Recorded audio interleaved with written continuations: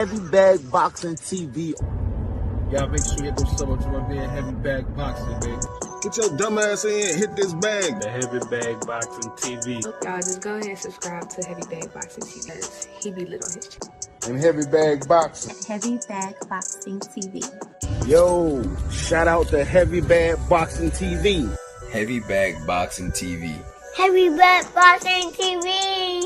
Heavy Bag Boxing TV. That's my little bro. Flintstone 412 in the building. Shout out to my guy T.O. Heavy Bag Boxing TV. Get your bitch ass in here and hit this bag. Heavy Bag Boxing, alright? You heard it from me. You heard it here first. Heavy Bags Boxing. Straight out of Norfolk, baby. Let's go. What's up, y'all? Shout out to Heavy Bag Boxing TV. You are tuned in to Heavy Bag Boxing. Get your and hit this bag, dude. Shout out to Heavy Bag Boxing. It's the one and only Blazer Flair. Woo! Yo, what's up? It's your boy Zach, Super Judah, 6-time champion world. I'm giving a big shout out to my home team, Heavy Bag TV. You heard? Keep it live. This is Showtime Sean Porter. You are watching Heavy Bag Boxing.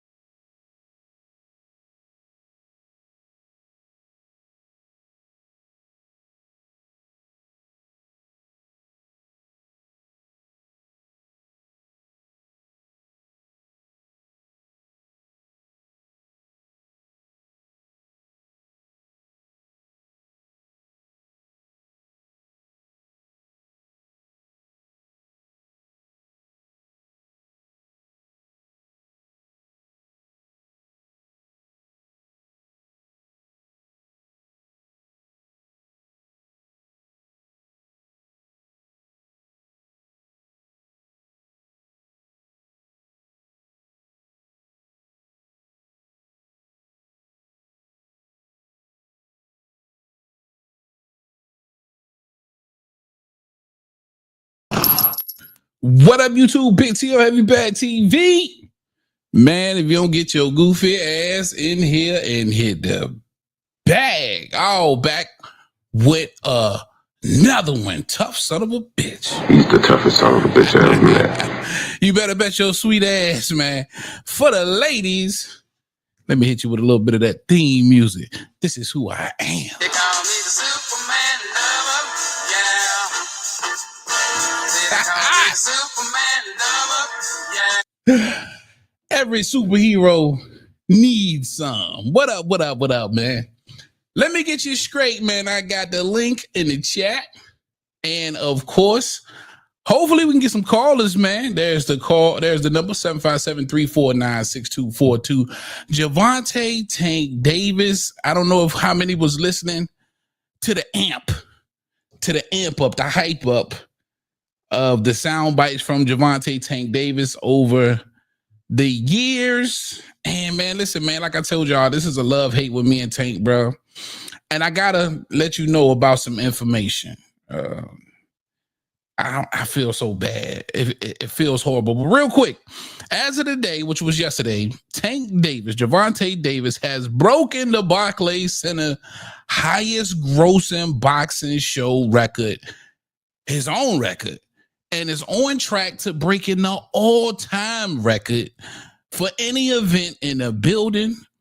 It's officially the biggest boxing event in New York City in the past 15 years. Congratulations, big brother. Crazy work. Crazy work. Yo, that's crazy work. From Gervonta Tank Davis. Congratulations, my guy. That's huge. That just means, bro, you have transcended, man. You've reached another level, man. Numbers equal greatness. And I know you guys see the title. And I want to hear from you so bad. Make sure you hit that link if you want to get up here and speak your piece, or hit that number 757-349-6242. But I gotta let the cat out of the bag, y'all. You ain't gonna believe this shit, but it's the truth, man. This is real. It's diabolical too. Now that's diabolical. Real rap. I told y'all before, anybody who frequents the channel, I've said this several times. There has not been one Gervonta Tank Davis pay-per-view that I have not purchased. Right? All of these years, however long he's been on pay-per-view, from I can remember 5-6 years ago, his very first one, I've bought them all. This will be the first time your boy is activating that fire stick for real. Fire stick activated. Yeah. I will not be doing a watch party. You can holler at my guy GMT Sports Slick 50. I'm pretty sure he ain't got no problem paying the $5. So if you're gonna rock out with somebody, I'd rather you rock out with somebody who I fucks with. GMT Slick 50. I'm always throwing clout his way if I can. I will not do it. So I will be buffering. I will be having spots where I know I will be buffering through the damn fight. Real rap. I thought about it. And if you believe in something, you got to stand on it. And again, it was hard for me coming off last weekend where we had such an incredible card. I covered it for y'all. 6-7 hours right here in this chair for $30. And it was a $30 well spent, my nigga. Shout out to the Turk for making a card that great for $30 goddamn dollars. For sure, man. Thank you, Turk. Thank you, Turk. But I'm serious. You got J-Rock. You got Swift Herd. This nigga's coming off a knockout. I don't supposed to be able to pay for him. I'm not paying for Jared Hurd. He's just coming off Pro Box. Him and Lamont Roach coming off Pro Box TV. And the rest of the undercard is a bunch of prospects, bro. Let's keep it a bean. And I'm just going off the card, bro. I'm just going off the card. Now, make no mistake about it, it's Tank Davis that's actually selling this fight. There's nobody else up on this card that's selling this fight.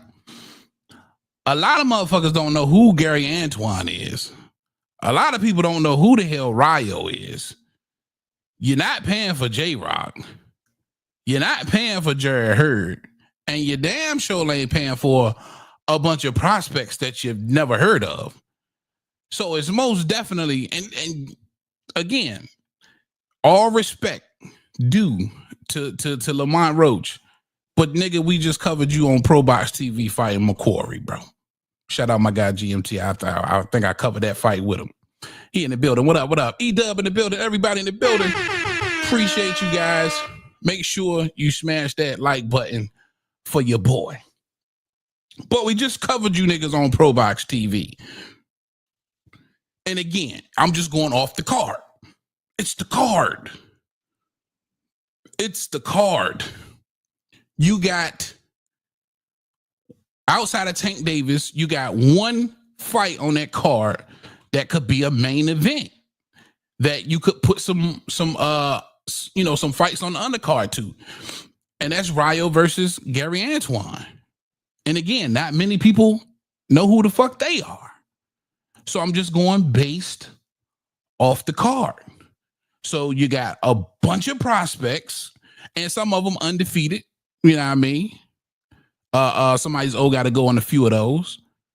But then you got Williams, Tellis. You got this nigga here. Man, no, man. $80 for that bullshit? Nah, bro. Tank is carrying this card for the 80, and I can't do it. I can't do it, y'all. Yeah, I'm gonna be buffering like a motherfucker, man. I'm gonna be buffering, trying to get through the card, depending on who, I can watch the fight through. It's Pirate City like a motherfucker, bro. For real. DJ in the chat, what up, bro? E-Dub. Who else we got in here, man? Link is in the chat if you want to come up, hang out with your boy. And of course, I want to hear y'all's opinion, man. 757-349-6242. Are you buying the fight? If you are not buying the fight, please let us know why you're not buying the fight. Hold up real quick, because my homeboy keep calling my phone and I got my shit hung. Hold up real quick. Bro, I'm busy. I'm going to call you back. Is that cool? Oh, I couldn't hear you, bro. All right.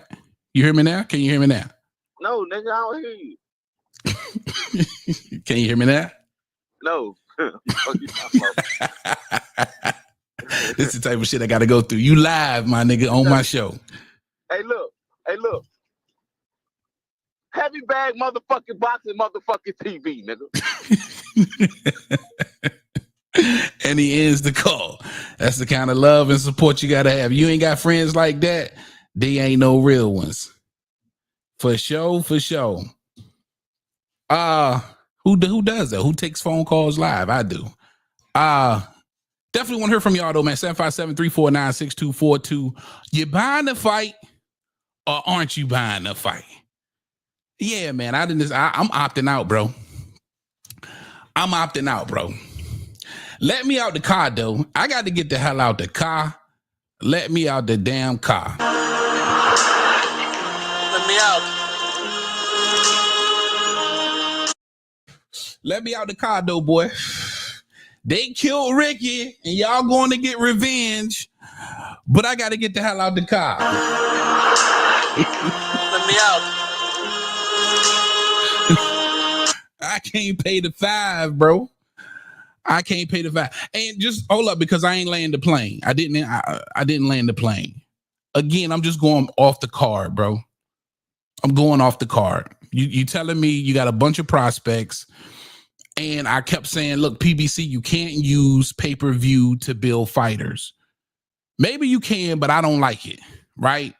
That's that Friday night fight shit. That's that. At least send them niggas to Pro Box TV or the Zone. Don't try and build fighters on pay-per-view. We're paying for this. You know what I'm saying? At the end of the day, nobody wants to pay to see a bunch of prospects fight, bro, that ain't even got their cherry pop yet. We don't want to see that shit. And you gotta have decent names. It's pay-per-view. So for at least for niggas who fuck with boxing a little bit, they'll know the A side and the B side. They'll know both fighters and at least 3 or 4 of the cards on the main card, not the preliminaries, but the main card. You got to know both sides, right? Like, to me, it's a criteria, at least to an extent, of what you can ask $80 for. That's all. That's all. Shout out GMT in the chat. He say, I don't want to pay for your failures. That's facts. That's big stinking ass, funky ass facts. Big facts. Right? DJ in the chat, he say, E-dub, it can't be as big as Pitbull. Oh, where? Oh, they talking to each other. That's facts, though. And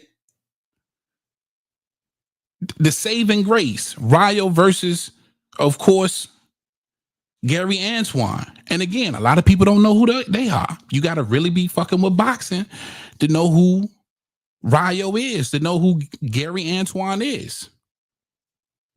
Right? So it's just Tank. And again, congratulations to Tank, bro. By all means, you know, the success is crazy. The success is crazy, but I can't do it. All right, man. So listen, it's time for me to antagonize those Tank fans a little bit further. You know what I'm saying? Hopefully we can get somebody on the call. I know it's some diehard Tank fans out there that just, your asshole is itching to call in and defend him in the bullshit. I know you're itching to get in the comments section and defend him. Make sure you hit that like button, subscribe if you want to get on the message board. I got you. I promise you I'll try and get to you. But this is numbers equals greatness. Now let that sink in. Does numbers equal greatness? Because right now, if you outside looking in, you saying, hey man, Tank just winning, bro. He's got to be some kind of GOAT. Look at the sales. Look at what he's doing with the numbers. This kid must be the greatest because everybody wants to see him. Right? I mean, if you outside looking in, take a step back. You outside looking in. You're breaking records. This nigga done broke the Rolling Stones record. He must be great. Right? Does numbers equal greatness? And then you ask, well, why does he get the backlash? This kid obviously is doing something right. This kid obviously has that it factor, right? We seeing him knock everybody out. Why would you have any criticism? Let me tell you guys where the criticism comes from. And this is the realest shit ever. Clean your ears out. Clean that Tootsie Roll out your ear and listen to this shit. There's only criticism for Tank Davis because this shit is deep. And we'll actually go through it to check and see. There's only criticism for Tank Davis because he hasn't fought and defeated anybody that we have considered the best in his division at any time. Let that sink in. That's where the criticism comes from. That's where the backlash comes from. Tank hasn't fought anybody that we, as a consensus, has considered to be the best in the division at any time. No, it's not about. Shout out HK Billy in the chat, man. I appreciate you dropping through, my guy. It's not about that. It ain't, man. I promise you. And let's just go back. What was Tank's last fight? Frank Martin. At any time in Frank Martin's career, did you ever consider him to be the best guy in the division at 35? And these are all rhetorical. But the question is no. Matter of fact, we'll just say number 2 behind Tank Davis. Because if in fact you've always thought Tank was the very best that 35 had to offer, let's just say the number 2 guy, right? So who Tank fight before Frank Martin? I can't even remember. Put it in the chat with me. Help me out. I know he fought. It went like Hector Ryan. Then was it Frank? It was like Rolly, Hector Ryan, Frank. I can't remember. Well, let's just name him. Isak Cruz. Did you ever consider him to be the best 35 ever had to offer? No. Ryan Garcia. Did you ever consider him to be the best 35 had to offer? Or even number 2 to Tank? No. Hector Garcia? Hell no. Rolly Romero, did you ever consider him to be the very best at 135 pounds or even behind Tank Davis? No. This is what I'm talking about. This is where the backlash and the criticism comes in. Does Tank have the it factor? Hell yeah. The numbers prove it. When you have that it, the numbers, the following, the popularity, all of that shit's always going to fall in line. I don't care who you is and what your craft is. If you have it, it's going to be there. Nothing can stop what God's got for you, bro. Right? This was all God's plan for him to be here and be at this height for sure. I ain't knocking that. It's real talk. All I'm saying is people will want to know where the criticism comes in, where the backlash. All of the Tank fans want to know, why is there some form of hate? Because if you're not falling in line and praising him and you're going against the grain and pointing out flaws, it's called hate. And I get it. If you want to call me a hater, that's cool. I've already told you on this channel I'm a hater. You are a hater. Yeah. I told y'all I run a player haters club. Oh man, hey.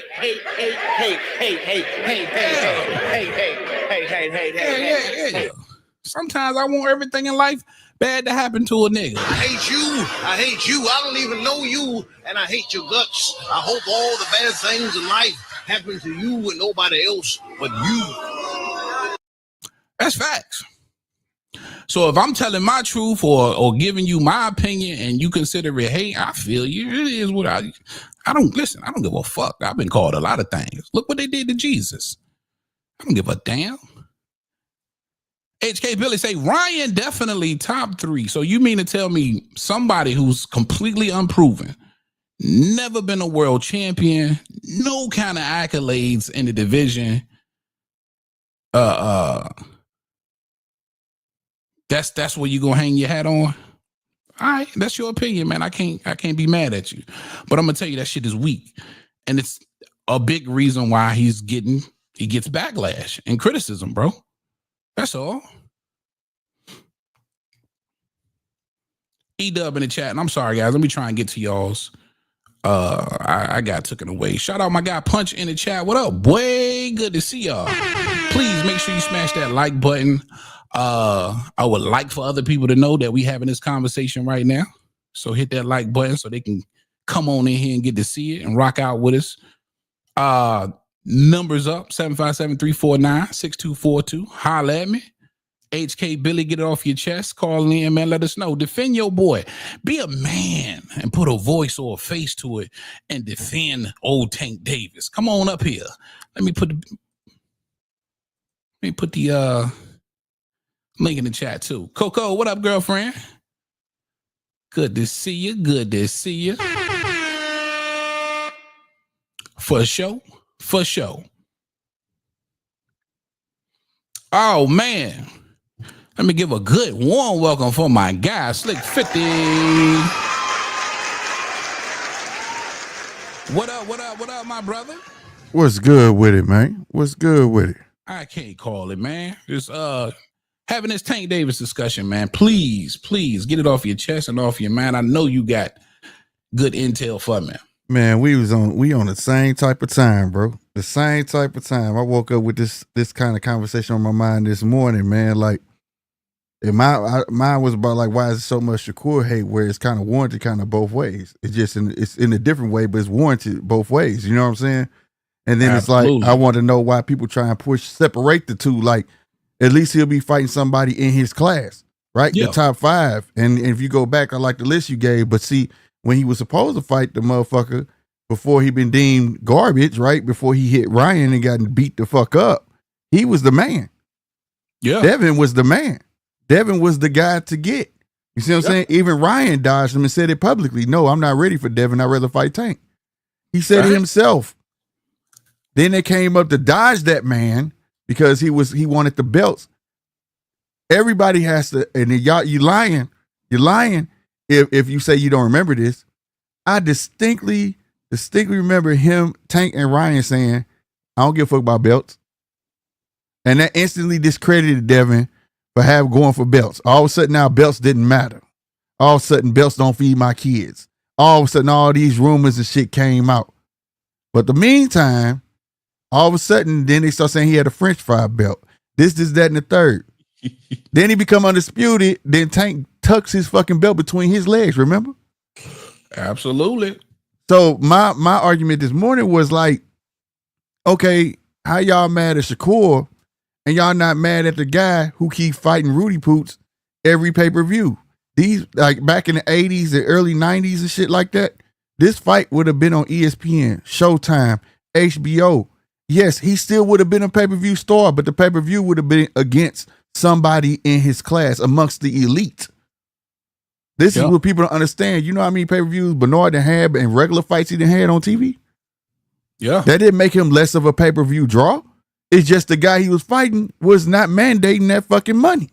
That's it, man. And that's the only thing I'm trying to get them to understand when you look at a card like this. Yeah. I know you more than likely you're gonna buy this pay-per-view because that's what you do. I support boxing. It's not for him. It's just it's other people on that card. Like I feel like the Gary Antoine and Rayo, but you got a point there too. I've been listening. That is for the hardcore. And to me, that's more of an interesting bout than the main event. Right. But when you look at the undercard, right? Mm-hmm. You just seen Swift Hurd, Jared Swift Hurd, Pro Box TV. Then you got a bunch of prospects. Is it Swift Hurd or J Rock? Yeah, J Rock, right? Yeah, J Rock. Yeah. And when last time we seen J Rock? He got knocked out. Right. No, I'm just saying you putting this stuff on a card. Right. Because Tank is on it, give me $80. Exactly. You know what I'm saying? Exactly. And I was only using that as a comparison as to what we got last week for $30. Yeah, I had salutes to I think his name was H.S. Smith that came on the show this morning, and I had to break it down to him. He was like, dude can fill up 6,000 seats. I said, you got to understand when Turkey throw a show, that's what it is. It's a show. It's a show for his people in Riyadh. It's not the sell seats. It's not none of that. You know what I'm saying? That's why he paid the promoter up front and he paid the boxers up front. It ain't got nothing to do with selling those seats. And it's more than just it's for everybody because no, it's for everyone. I'm talking about for selling the arena out. He don't give a fuck. He said, as long as them sheiks that's sitting there in the front with all that fucking money get a show, that's all he give a fuck about. Exactly. It's for Riyadh. It's for the rich. You understand? People don't understand. Boxing fans. People don't understand. Like I come from watching Bivol early in his career, where Bivol was getting good. He only fought for rich folks in a ballroom. Go look it up.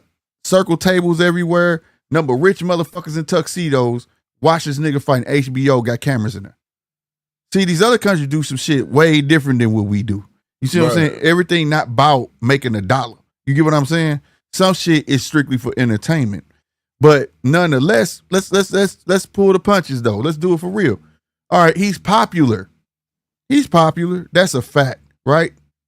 He may get the gate, but he ain't been doing too good on pay-per-views. Nah, man.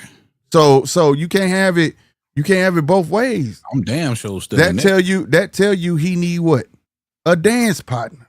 Now this morning, motherfucker, talking about, man, he ain't gonna do no better with Shakur. Are you crazy? That's a name that people want to see. It's so many people want to see Shakur get his ass whooped, and so many people want to see Tank get his ass whooped. Man, everybody about that. You see what I'm saying? Yeah, facts. My bad. I ain't even know my camera wasn't even on, bro. It's okay. Big facts, man. You spitting like you missing the tooth, man. And again, that's all I was trying to, the point that I was trying to drive home. It's the difference in cards for me. Love Tank. And people gonna say that I'm hating. You ain't gonna look at the fact that I've purchased every single Tank pay-per-view he's had. You ain't gonna pay that no mind. All you gonna see is a nigga who is appearing to hate because I have criticism. And I want to say this about you. You call yourself a hater, man. There's nothing wrong with being objective. No, it ain't. If I call flaws out on both ends, bro, I'm a Shakur fan and I'm a Tank fan, but I didn't become a Tank fan until the Pitbull fight. Now, having said so, the very motherfucker the one motherfucker where didn't nobody know who he was. I remember that week. Who the fuck is Pitbull? Who the fuck Pitbull? The whole week I'm like, I told y'all start watching the fucking undercards. You see what I'm saying? Yeah. Gave him his most hardest fight ever. And Pitbull was on his undercard the previous 2 fights prior. That's why I was telling everybody. That's why watch your undercard. So was Canelo on Mayweather shit. Right. You see what I'm saying? And he gave him his toughest fight, right? And here's my point. My point is this. Since when do I told HS this earlier. The part that burns me with Tank, because I like Tank, I feel like he got a tool chest. I feel like we ain't seen everything. But the part that burns me, you keep calling 130 pounders up. Key word, you're calling them. They're not calling you out. Right. Usually the little fellas is calling you out. Hence like Terrence called Earl, so on and so forth. And there's been other boxers, but I'm just using that as recent. You didn't see Earl call Terrence and say, hey, come on up and fight me. He wouldn't have got no credit for that. Just like Canelo was saying. Why would I call Terrence and fight him, dog? What am I going to get out of that? The little fella got to keep antagonizing the big guy. You get what I'm saying? Till he get the fucking fight. But he didn't call up these 130 pounders and he's claiming status off of them, talking about, well, they're champions. No, they're champions at 130. They're not champions at 135. And if you could fight a Pitbull Cruz, or if you even old boy this weekend, salutes to him for getting the fight, right? Yeah. But there was another 135 pounder on there that didn't nobody know just as well. Didn't nobody know Lamont Roach? Just as well they didn't know Hector Garcia. You see what I'm saying? And bro, me and you covered Lamont Roach on his last card. You remember? Yeah, last fight. Pro Box TV. Yeah, and I like that. And I'm not shitting on Lamont. Like I've been telling everybody, he's not your small average 130. He campaigned at 130. He's not small, but it's just the fact that they on some friendly buddy shit. That's what's throwing me off about the whole fucking thing. You know what I'm saying? Yo, and I feel like when you see that, we know who gonna win, right? Man, we already know, bro. As soon as they announced this fight, we knew who was gonna win. Let me ask you this though, Slick. Mm-hmm. The backlash that Tank Davis gets, the criticism that he gets, and I don't know if you heard me when I was explaining this. It boils down to the resume, and I'm not shitting on Tank's resume, but it boils down to the fact that you haven't fought and defeated anybody at any time that we thought was the absolute best that the division had to offer. Right. Now I'm gonna ask you: are you in agreement there, or is it a name that you can say right now that? No, the only one they're gonna reach back to is what's the one? I'm gonna ask you: what's the one name everybody reach back to? That start with the letter P. I know you're gonna say Pedraza. That's what everybody go back to. That's how far back motherfuckers go back. Now let me tell you, in the last 6 years, the best in the division. I'm saying, but that's the name everybody go. I'm not saying that. I'm saying that's what everybody else go. My point is this: if you have to go back that fucking far, you acknowledging that the boy ain't fighting no fucking body.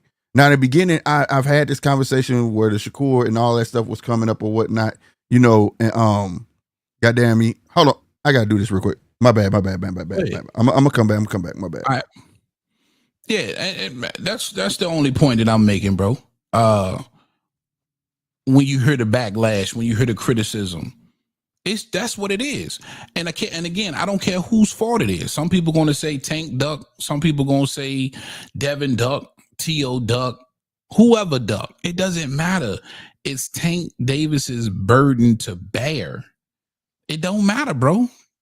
It don't matter if those fights were supposed to happen and they didn't. The fact is that they didn't happen. And at no point you fought anybody that we all considered was the best. Right? Again, go back and look at it from Pitbull Cruz. Nobody ever considered him to be the best 35 had. Rolly Romero, nobody ever considered him to be the best.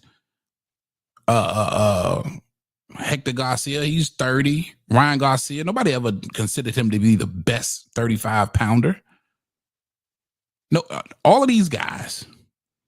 Mario Barrios at 40. Nobody ever considered Mario Barrios the best at 140. I got DJ in the building. What's going on, DJ? Salute heavy, salute slick, punch. Salute, my brethren. Stop threatening to come up. Just come up and say your piece. I want to come at this from a different angle for both of you when Slick comes back as well. And I'll only speak on behalf of me, not every other fan. And I think that's important for anyone that's listening. I'm just representing myself. Okay. So as a boxing fan, somewhere between hardcore and somewhere between casual, right? The thing that gets me up for fights, regardless of the price, is intrigue. Who's actually going to win this fight? Is it a proper competition, right? Or, the super fights, Canelo, Bud, Spence, that should be inviting to everyone. So absolutely, I look at, because I reckon if you rewound and went back and watched some of your lives this time last year when Tank was about to fight, it's a very similar conversation. And for me, it's not about hate. For me, it's about frustration. I can't look anyone in the eye and say that Tank's not capable of cleaning out 135 if he chose to. I can't look anyone in the eye and say he's not good enough to do it, right? So in part, it's greed as a fan, right? You want to see him have that fight with Loma. You want to see him have that fight with Keyshawn Davis. You just want to see it, right? Yeah. So for me, it's more about frustration, right? Yeah, he's calling people up from 130. I was listening to what Slick's saying, but but the flip side of the coin is that I think that PBC might have lost some of its bargaining tools. Once upon a time, PBC and Tank used to be the biggest bag in town. Now, all the other promoters can get the same bag or better going under a Turkey Al Sheikh or a Matchroom and those sorts of things because the money's there. So they don't feel like Tank's their only option to get generational wealth or that big payday.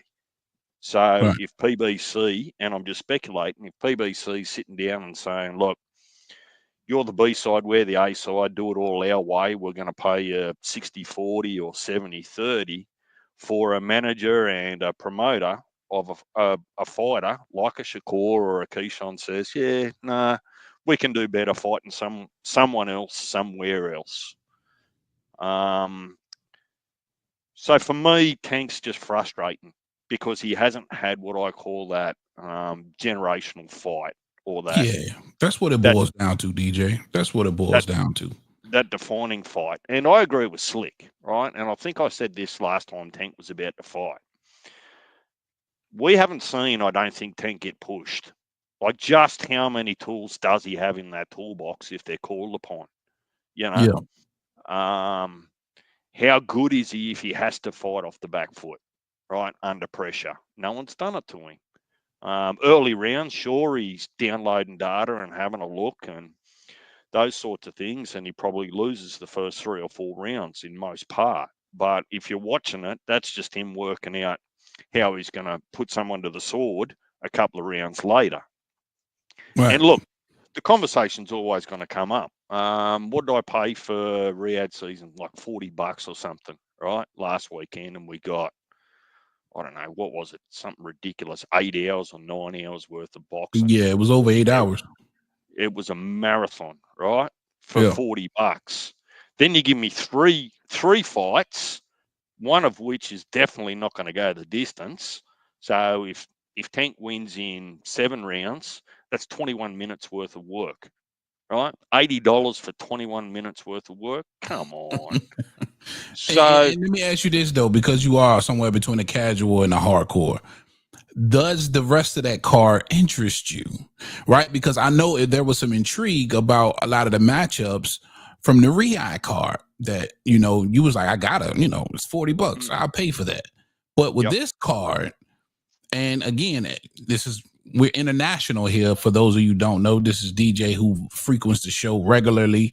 He's from Australia and he pays attention to, you know, US boxing as well.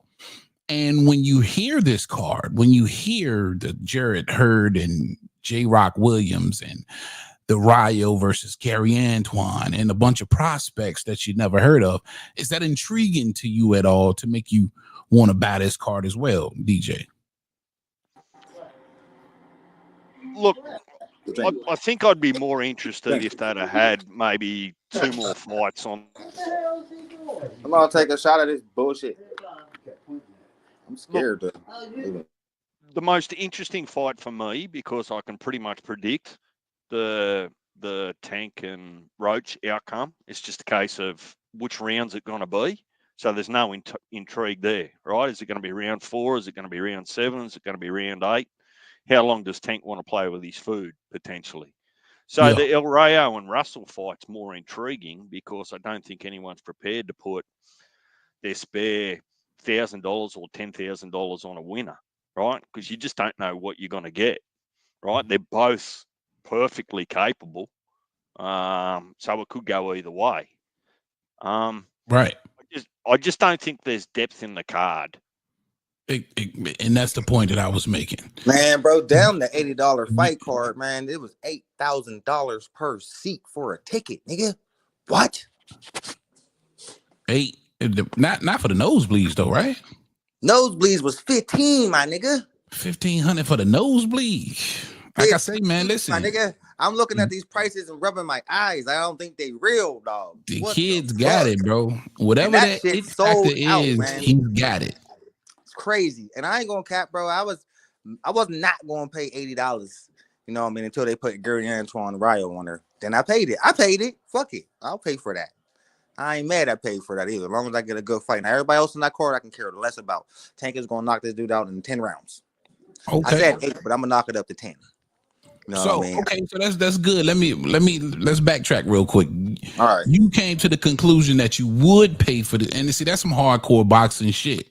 And that's how I felt. And I was on the fence. I was like, yo, I really want to get this fight and support Gary Antoine and Rayo. But listen, Tank's getting the lion's share.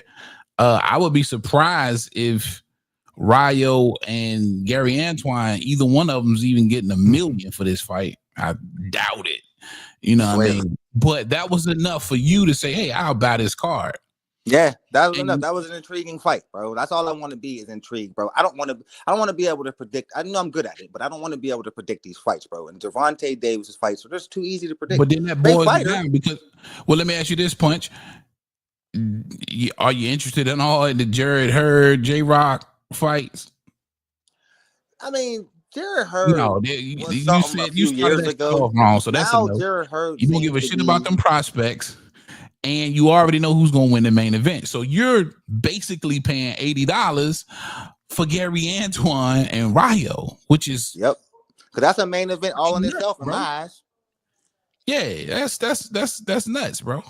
That's you know what I mean, and that's worth it to me. Like, all right, I'll fucking, you know what I mean, I'll pay that. That's cool. Now, if they wouldn't have added that fight, I wasn't caring about no other fight, none, not at all.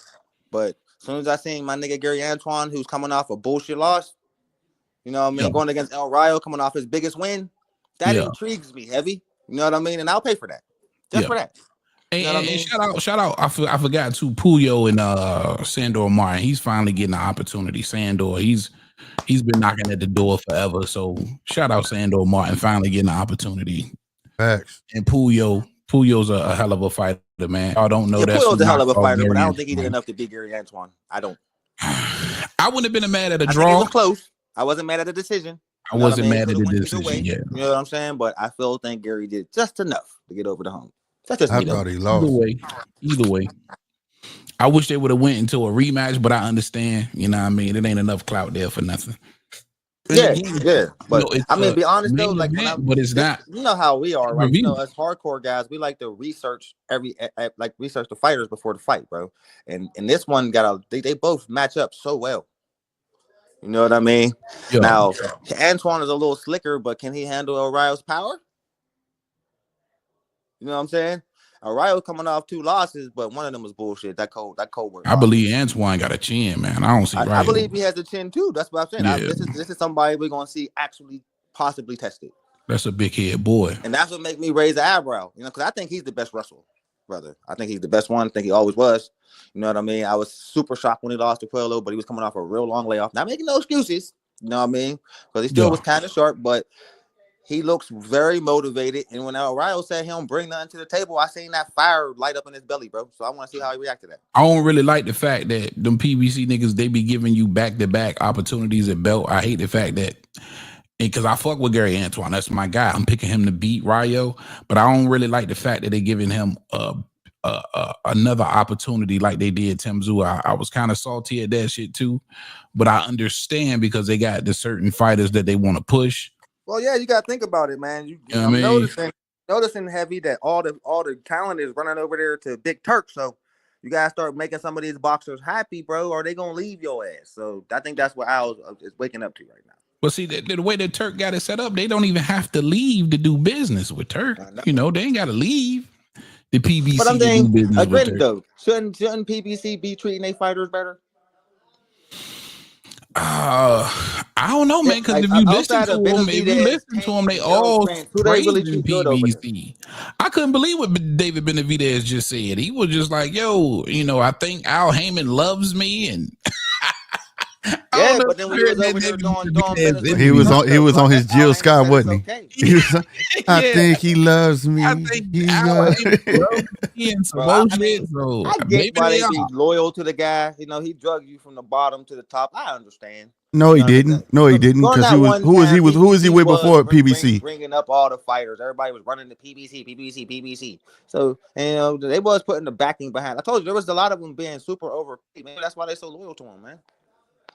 Yeah. Jermell Charlo got $10 million to fight Canelo. He got $10 million to fight Castano both times. But then your best star sitting there talking about all money ain't good money. It's not. You know how I feel about it. You know that's a trigger word for punch, bro. I done got some classic rants on PBC. The biggest PBC star right now talking about all money ain't good, but I'm just saying though, like I understand where the loyalty comes from. I get it. Like, you know what I mean? But then you see, like, you made a deal with the devil. I'm about to say it straight up, man. Close your ears, DJ. That's what's wrong with niggas. Straight up. That is they cannot separate the fucking two. If you gonna make a deal, that's what you owe. Simple and plain. Ain't no loyalty in that. When you inking paper, ain't no loyalty in that. Loyalty would be me doing a handshake because me and you boys and we finna fucking get paid and I ain't got to worry about no paperwork. But when you got paperwork involved, nigga, that loyalty shit out the fucking door. Hang on, Slick, just so I'm clear. Heyman is looking at these niggas, but they ain't looking at it like that. Nigga with an ER or nigga with an A? Stop playing this dude right here, bro. With the A, DJ, quit playing with me, bro. That's a past joke, bro. That's a past joke. I know. You muted, bro. You're muted. Yo, shout out WCS in the chat, man. What up? Appreciate it. Make sure you smash that like button, my brethren. But yeah, man, not to steer too far off. First of all, real quick, I ain't know Charlo got $10 million for that the Castano rematch. I don't know. He got $10 million for that. That was a waste of money. It's crazy. That's hard to believe. That just threw me all the way off. Bro, it threw me off because look, right after the fight, you know how Fight Hub is always Fight Hype, always there, right? And Jermell Charlo enjoying his $10 million on his birthday. Remember his birthday was the same night. And then then I looked up, I'm like, hold up, maybe they got 10 million for Castano. So I looked into it. Damn right he did. Yeah, I'm gonna have to look. Yeah, I'm gonna have to double dig into that one. What, man? You know how much Keith Thurman got to fight Barrios? He got 8 for that. For the Barrios fight? 8 million, nigga. Al Heyman is still overpaying these guys, bro. That's when they had the hedge fund, probably. Straight up, bro. Like, hedge fund. overpaying the shit out of these crazy. guys. And what nigga about to get 5 million to fight this dude? You know that. In March, you're getting 5 million for that. Like, how Keith Thurman keep pulling these numbers, bro? Punch, what sort of pay-per-view numbers would you expect Tank to pull for this card? Because he sells out arenas. He sells out arenas, but I think there's a misconception that he does. That $80 price tag is deterring a lot of people. So I'm gonna speculate and say 300,000. I never seen him do lower than that. Yeah. Has he? Yeah. More than 300,000. No, I say 300,000. I'm going to say 150,000. I never seen him do numbers. His last numbers didn't even come out. I don't think his last numbers didn't come out. But he did 100 against. It was 100 and something thousand. Against who? Whoever was the guy before last. Garcia fight flop. Who? Hector. Hold up. It was his last couple opponents. Was he don't do good on the pay-per-views, bro. Ryan He been doing Hector Garcia. So he ain't been. Ryan was the biggest one, but after that, he ain't been doing too good. It's the dance partner, bro. Because I remember we was on here We was on here talking about it. That remember you was on here, Punch, because we was like, see, it's the dance. You need a good dance partner. It wasn't just all Tank. Okay, listen, remember it wasn't just all Tank. Against Pitbull, right? He did 275 against Rolly. He did 400,000 against Frank Martin, though. Really? And he did 1.2 against Ryan Garcia, and he did 275,000 against Hector Garcia. Yeah, Frank Martin was an intriguing fight because of the whole Errol Spence thing behind him, and we knew how cool they were. That ain't bad numbers, bro. I mean, listen, the dude got the bad numbers, bro. At the end of the day, and you ain't gonna keep rolling them out on pay-per-view if you ain't making a profit at the end of the day. You know what I mean? And got a crazy cult like fan base, bro. Like I don't see why he wouldn't be in that same range again, right? But again, man, the main thing I wanted to focus on, and let me ask you this, Punch, while I got you here, DJ, as well. Why do you believe Tank gets the backlash? Because it's the Tank fans who, in my opinion, that I keep crying about. Why are people upset or feel like they're hating, or whatever the case may be? Why is he getting this backlash? Look at what he's doing, because this is what they're telling you. Look at what this kid's doing. Look at the records that he's breaking. Everybody wants to see Tank fight. He's knocking out everybody. Why do you have a problem? What's the issue?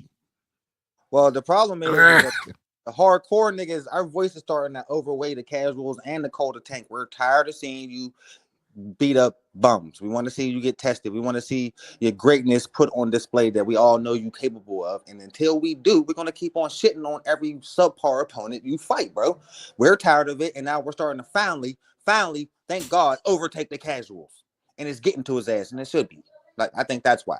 Like, as soon as if he do not fight Shakur Stevenson, bro, it's going to be just like David Benavidez and Canelo. You'll never, that stigmata is going to be with you forever. And you see how all his fans is reacting. They scared as hell of that fight, bro. I don't care what nobody say. You see how bad he get when you bring up Shakur Stevenson's name? I don't see, he ain't did shit in his career. What? But a nigga with 12 wins did more than him, than a 3-division world champion. Man, stop the cap, nigga. We know what happened. You seen something in that sparring, nigga, that told you, like, damn, this nigga ain't going to be no joker. We didn't have this headgear on. That's all I'm saying. That's what I think. That's how I feel, bro. And until you fight a credible opponent, niggas not like Lamont Rose when we can guess the exact round, you going to knock this nigga out in, nigga, I ain't going to take you serious. It just is what it is. We're tired of it. I'm not mad at it. I just wish he would sprint. Like I said, I just wish he. I ain't mad. I said I'm just tired of it. You know what I mean? Yeah, right. You just hate to see a kid to get all these tools, you know what I'm saying, and not put them to use. As a hardcore, like I'm not mad at the little fights we getting, but sprinkle some champions in there, some worthy opponents. You know what I'm saying? Yeah, like he that's always say it, bro. Like ain't nobody. No other great fighters. Like, yeah, I think that's where the hate come in. At like you just constantly. It's just like who put that in the chat? It's like rinse and repeat. You know what I'm saying? It's like dog. Every time you pick somebody, we gotta go research who this motherfucker is, where the fuck he come from. and all of this shit. You know what I'm saying? Yeah. Like we got to literally do homework on this cat. You know what I mean? When they announced Lamont Roach, you did, DJ. Was Salute like, to you. Damn, Pro Box TV. So, look, for me, I think I said it before. Like it's frustration, right? Now, the simple reality is, whether you agree with it or not, Tank's a star. He's going to bring out celebrities. They're going to pay $5,000. They're going to pay $8,000. But I would suggest that that's more about the event and watching Tank knock someone out. They're not there for the rest of the card or pure boxing or the intrigue, right? And they make money off it. It's as simple as that. He's a prize fighter, right? He's not a legacy fighter. So for me, the frustration just comes and says, well, dude, you may well be one of the least accoladed best boxers in history. But that's about me. That's not about Tank. If Tank's happy to retire with whatever record he's got and he doesn't have that career-defining fight, well, good on Tank. It's not for me to criticise what he's happy with or not. If he's happy earning generational wealth and doing it the easy way, calling people up from 130, I mean, think about the actual conversation that's going to happen if or when he gets in the ring with Inoue, coming up from 122. It's going to be the same conversation, and that's why I call it rinse and repeat, right? But anyway, at least he's a fighter I don't down know. to see coming up. I don't think anybody would have a problem in hell with Tank fighting somebody who's on the pound for pound list. Like, that's going to be hard. Like, you've seen other pound for pound fighters mix it up, except for Tank. Like, you've never seen Tank fight anybody on the pound for pound list. Right. So if he's fighting somebody that's actually on pretty much everybody's pound for pound list, that's going to be hard to say or to criticize. I know for me, that's a fight that I would love to see. Real quick, shout out my guy Ricky Fontaine. Pretty Ricky, what they call him. Ricky Fontaine in the chat, he said, truth is, people only want to see him fight about 3 people, and everyone else is a bum. Even 2 contenders are considered bums now. I ain't gonna say that, because I wouldn't have been mad at Tank fighting if he would have been the one fighting Floyd Schofield, or he wanted to fight somebody like a De Los Santos. I wouldn't have been mad at those fights. Yeah, somebody who gonna press him. Yeah, that's what I was saying earlier. Somebody who gonna press him. Crazy youth. Yeah, De Los Santos would have been a good one. Yeah. There's some fights out there that I wouldn't have been mad at, for sure. Yeah. But I think for a lot of us, it's just, picking somebody out of the blue that isn't on anybody's radar. Like, if you're gonna pick somebody that's on niggas' radar. You know what I mean? Not even that, just in your weight class, give a guy a shot to shine. Yeah, that's right, Slick. Like in Tank's WBC? Yeah. WBA. WBA. Okay, so for the longest time now, for 3 years, that WBO sanctioning body, the rankings haven't moved. Mm-hmm. Because Tank's not given any of the top contenders a chance. He's not cleaning out any of them for hype jobs to get cleaned up and go to the bottom of the list and new people to come in it. So if you're at 135, you want to be fighting in every other sanctioning body other than the WBA, because you know that Tank's just stalling that whole sanctioning body at 135. That's bigger picture, right? Mm-hmm. So go fight everywhere else but in the WBA, because you're just not going to get your shot. Yeah, for real. And that's the whole thing of it. Like, he said everybody else is bums, but how do you know they not getting a shot, bro? Like, that's the whole point of having that. You know what I'm saying? There's plenty, like, I'll stand on it. Like, I hate that the day and age has passed where we had a shitload of good boxers and then we knew who was the great boxers. And then you had bums. We had guys that you could bring up and be like, oh, shit. Man, that's Salido, bro. Who is he? Shit, he ain't no bum, but he about to get this nigga a run for his money. You get what I'm saying? Though he might lose, but he gonna press the shit. It's gonna be an action-packed fight, and that needs to come back. You know what I'm saying? So At the end, what do you say? Hold on. That don't make sense because Tank has fought every mandatory he ever. That's a lot. Boy, this guy, right? Use. Don't get that boy slick started. Oh, use a lie. This dude said he fought every mandatory. Where the 130 pounders come from? He wouldn't have no time for 130 pound. Come on, bro. Stop playing, You got mandatories right now, bro. God damn, bro. And you fighting a 30 guy. Come on, man. Like, even if so, let's say he did, right? He's still choosing to fight 130 pounds instead of give these cats their shot. That's all I'm saying. You know what I'm saying? Right. Frank Martin was number 2 in the WA, but that was not his mandatory. Just because you number 2 don't make you a why everybody think that shit, bro? Just because you in the number 2 slot don't make you a mandatory. They don't understand that ranking system. That is just because you in number 2 does not make you a mandatory. The station body got to tell you that's your mandatory. And that person got to put the phone call in. Frank Martin was finna fight fucking Shakur. And don't get it confused when they do make it when they do actually sign the contract, the sanctioning bodies quite often then change the terms and then make the other guy the convenient mandatory once the fight's made. It's just just saying it's convenient how people forget. They bestowed that super belt on him. They put that super belt on. Remember that? He said he didn't want it. Then they said you gotta fight your mandatories. What did he say? I don't want the belt. I don't give a fuck about that belt. He said that. And the minute he said that, have you seen Tank carry a belt out? When the last time you seen Tank carry a belt out? Well, he was carrying that WBA belt out. Then he took Devin it. said something about there it. You go. And then when Devin called it the Mickey Mouse belt, he stopped carrying it. And he said, I don't want it. And they not gonna force him to fight nobody he don't want to fight because he's guaranteed money. That's a big 3% for them. Yeah. Simple as that, bro. But that's not the issue. That's not why mandatories ain't got shit to do with why Tank getting backlash, bro. No, fuck it's mandatories. Yeah, you know I mean, at the end of the day, I think you Tank Davis, you in a space where you get to fight who you want. You get to fight who you want. Bottom line. Right. Ricky Fontaine, you're right. When he was regular champ, he told them, yo, I don't want the fucking belt. You're not going to make me fight nobody. He told them that, bro. He told them that. And then they put the super on him, and he didn't want that because he didn't want to pay the sanctioning fees. And he still ain't representing for him. He still ain't carrying the belt out. So, I mean, you know what I mean? Here's the thing you asked a Gervonta Davis fan, who do you want to see him fight? I guarantee you say he don't give a fuck. No, I mean, because the consensus, they like that he provide knockouts. That's what I was saying. It's not even about the fight. They like knockouts. Hold on real quick, guys. We got a call. Hold on. What up? Heavy Bag TV. State your name, gangster. Hey, my name Antoine. Twan, what up, man? Where you from, Antoine? From Connecticut.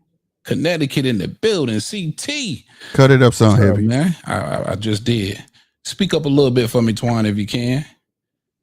Oh, you hear me now? There you go. All right, man, get it off your chest. What's on your mind? I think y'all being just a little bit hard and not too fair. I mean, I can understand a little bit of the criticism, but I think he's fighting some. I think in regards to the casual fans, the people that he's fighting, they're not really known. But if you think about it, most of the guys that Tank fought were, some good punchers as well too. So there has been some level of danger that he put himself in, especially when he went to 140. I think that he was testing the waters to see if that was something that he can do. But like you said, he was a little uncomfortable because he said he felt those punches. And I think that he had some mentors who opened him to be able to learn from the people of the past. Like, there's been a lot of talk in regards to him and his greatness. But if you don't, if you think about it in hindsight, we think of Muhammad Ali as great, but if he was able to see his whole career, and notice how he was going to end up, what he had chose differently in regards to how he went about his career. You know, he ended up, you know, because of all the punishment and stuff that he took. And I think, you know, on some level, I get it, you know, it's entertainment, but I think on some level that, you know, guys, they're learning from, you know, the guys of the past and how, like, they did all that hard fighting and everything like that. And they're weighing, when they get in a position, they weigh their options in regards to what's the best for me. And Tank's not the only one to do it. Like when Devin, you know, Devin used to be like, you know, it's everything but fight. But when he got into position, he kind of changed his tone. So I think it's about people in position, you know, more so than anything else. When hold up real quick. When Devin changed his tune, what did Devin do when he changed his tune? Who did he fight? I say when you say when Devin got in position, he changed his tune. You know how you used to say they say everything but let's fight. He don't say that anymore. Now it's about, you know, it's about the money, right? I get that, you know, that's just part of the game. I mean, that's the game. It's just be real. I don't blame him for doing that. And I think it's like I don't think we recognize. Sometimes we don't understand. We don't point out that this is a game that they play and there's politics to it. And there's a balance between politics, entertainment, and what you want as a fan. You know what I'm saying? What do you stand on? I'm sorry, but what do you stand on? Or do you want the entertainment, or you gonna worry about the politics? I mean, I want the entertainment, but I understand. Like, I think about it from the perspective of if I was in their shoes, pretty much. But at the same time, I'm gonna take the fight if I can get the fight. You know what I'm saying? So I want to see Tank fight, you know, the top guys.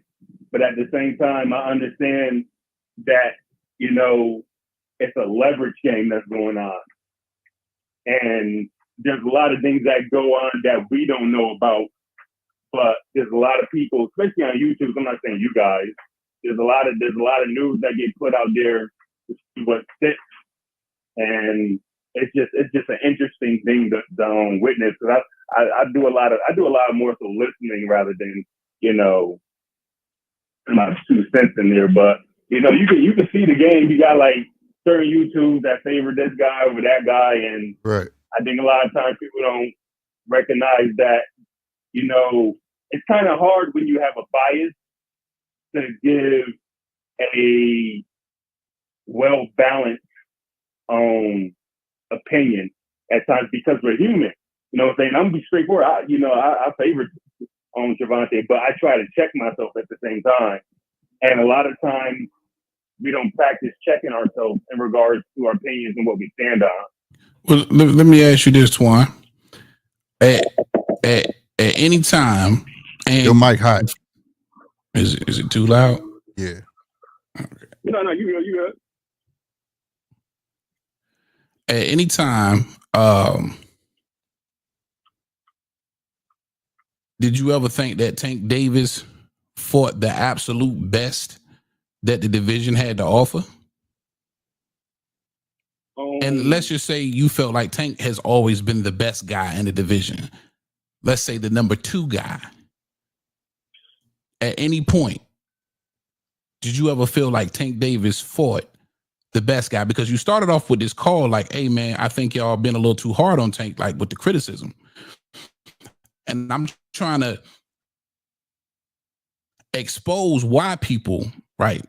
It's a reason why everybody's not on Tank's dick. I think part of that is we don't know what's going on in the background. We don't know who's in whose contract. Do you agree? We know people talk about it, but we don't know. It's just an assumption that we're going off of. You know what I'm saying? Like a lot of times they say like when they're not talking, that's when things are getting done. But when they're talking, things aren't really getting done. So it's like what we hear is a lot of fluff, but when we're not hearing things, that's when things are getting done. So we don't know if he reached out to them or if he didn't reach out to them. You know what I'm saying? Let me ask you this real quick, Twan. Let me ask you this then. Whether that's the case or not, whose burden is that to bear? Whose fault? You can't even. You can't. The question. You can't put. Nobody takes that fault. The fact is, he hasn't fought any of them. That's the fact. I mean, he fought. See, that's another thing. Like, I mean, he hasn't fought. He fought one of the kings, you ain't answer the question though. Hold on. Let's just answer the question and then we can move forward. In your opinion, has Tank ever fought anybody that everybody considered was the best in the division or even number 2 to himself?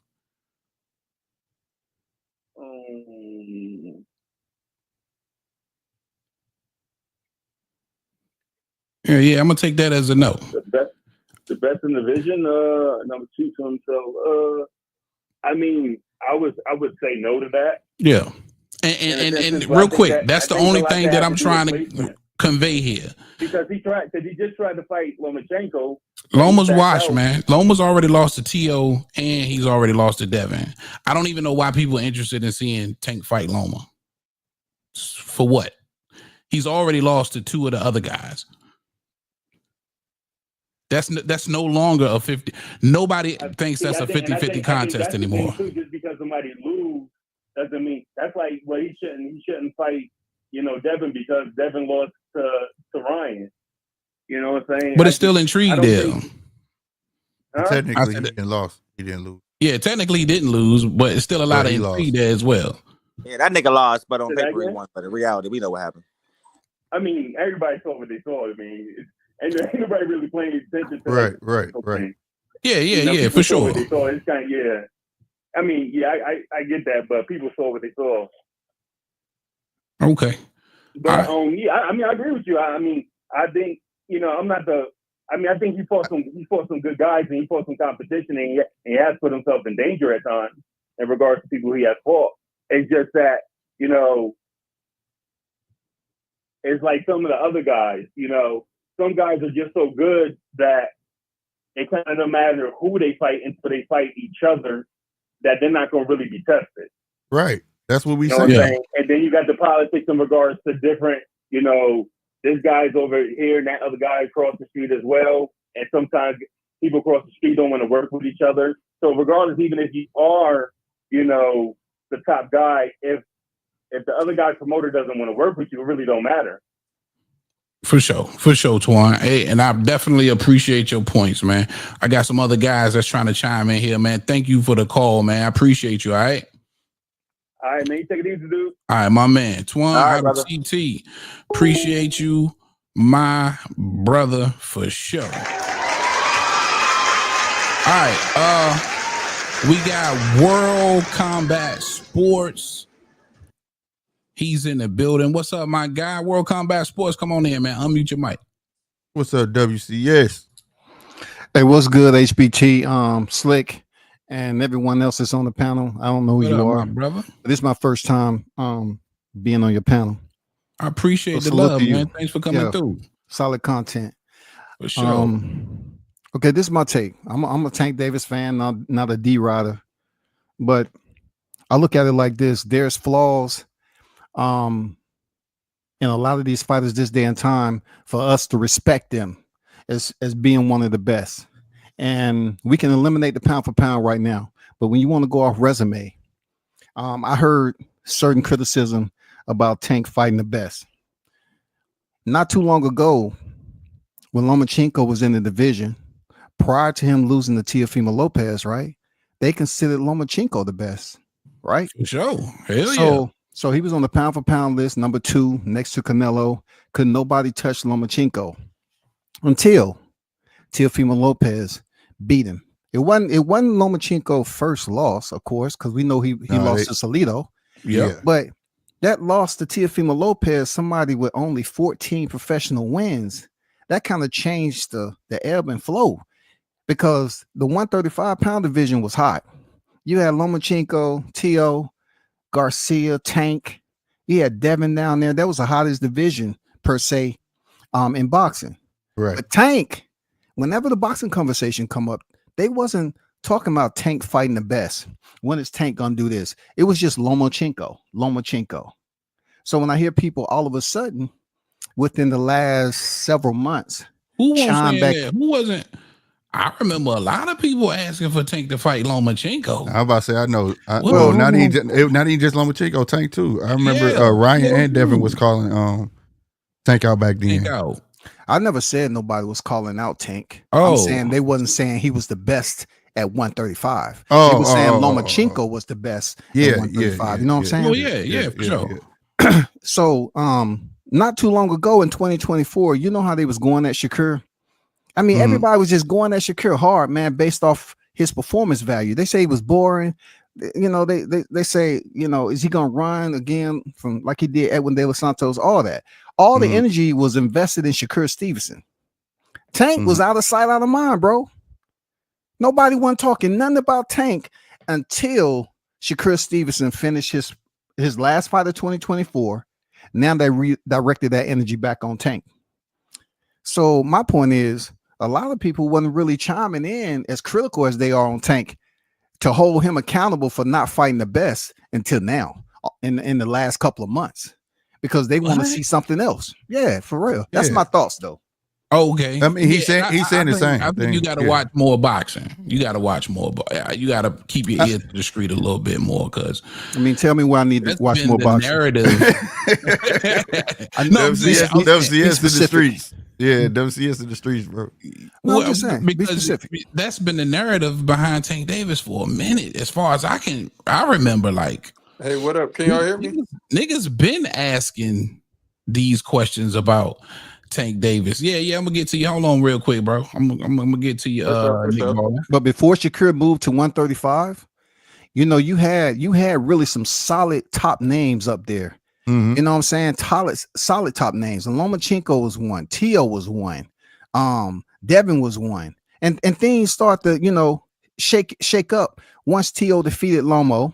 You know what I'm saying? And then Lomachenko lost to Kambosos. And then Devin went over there and beat him twice. That's when things really start to rotate.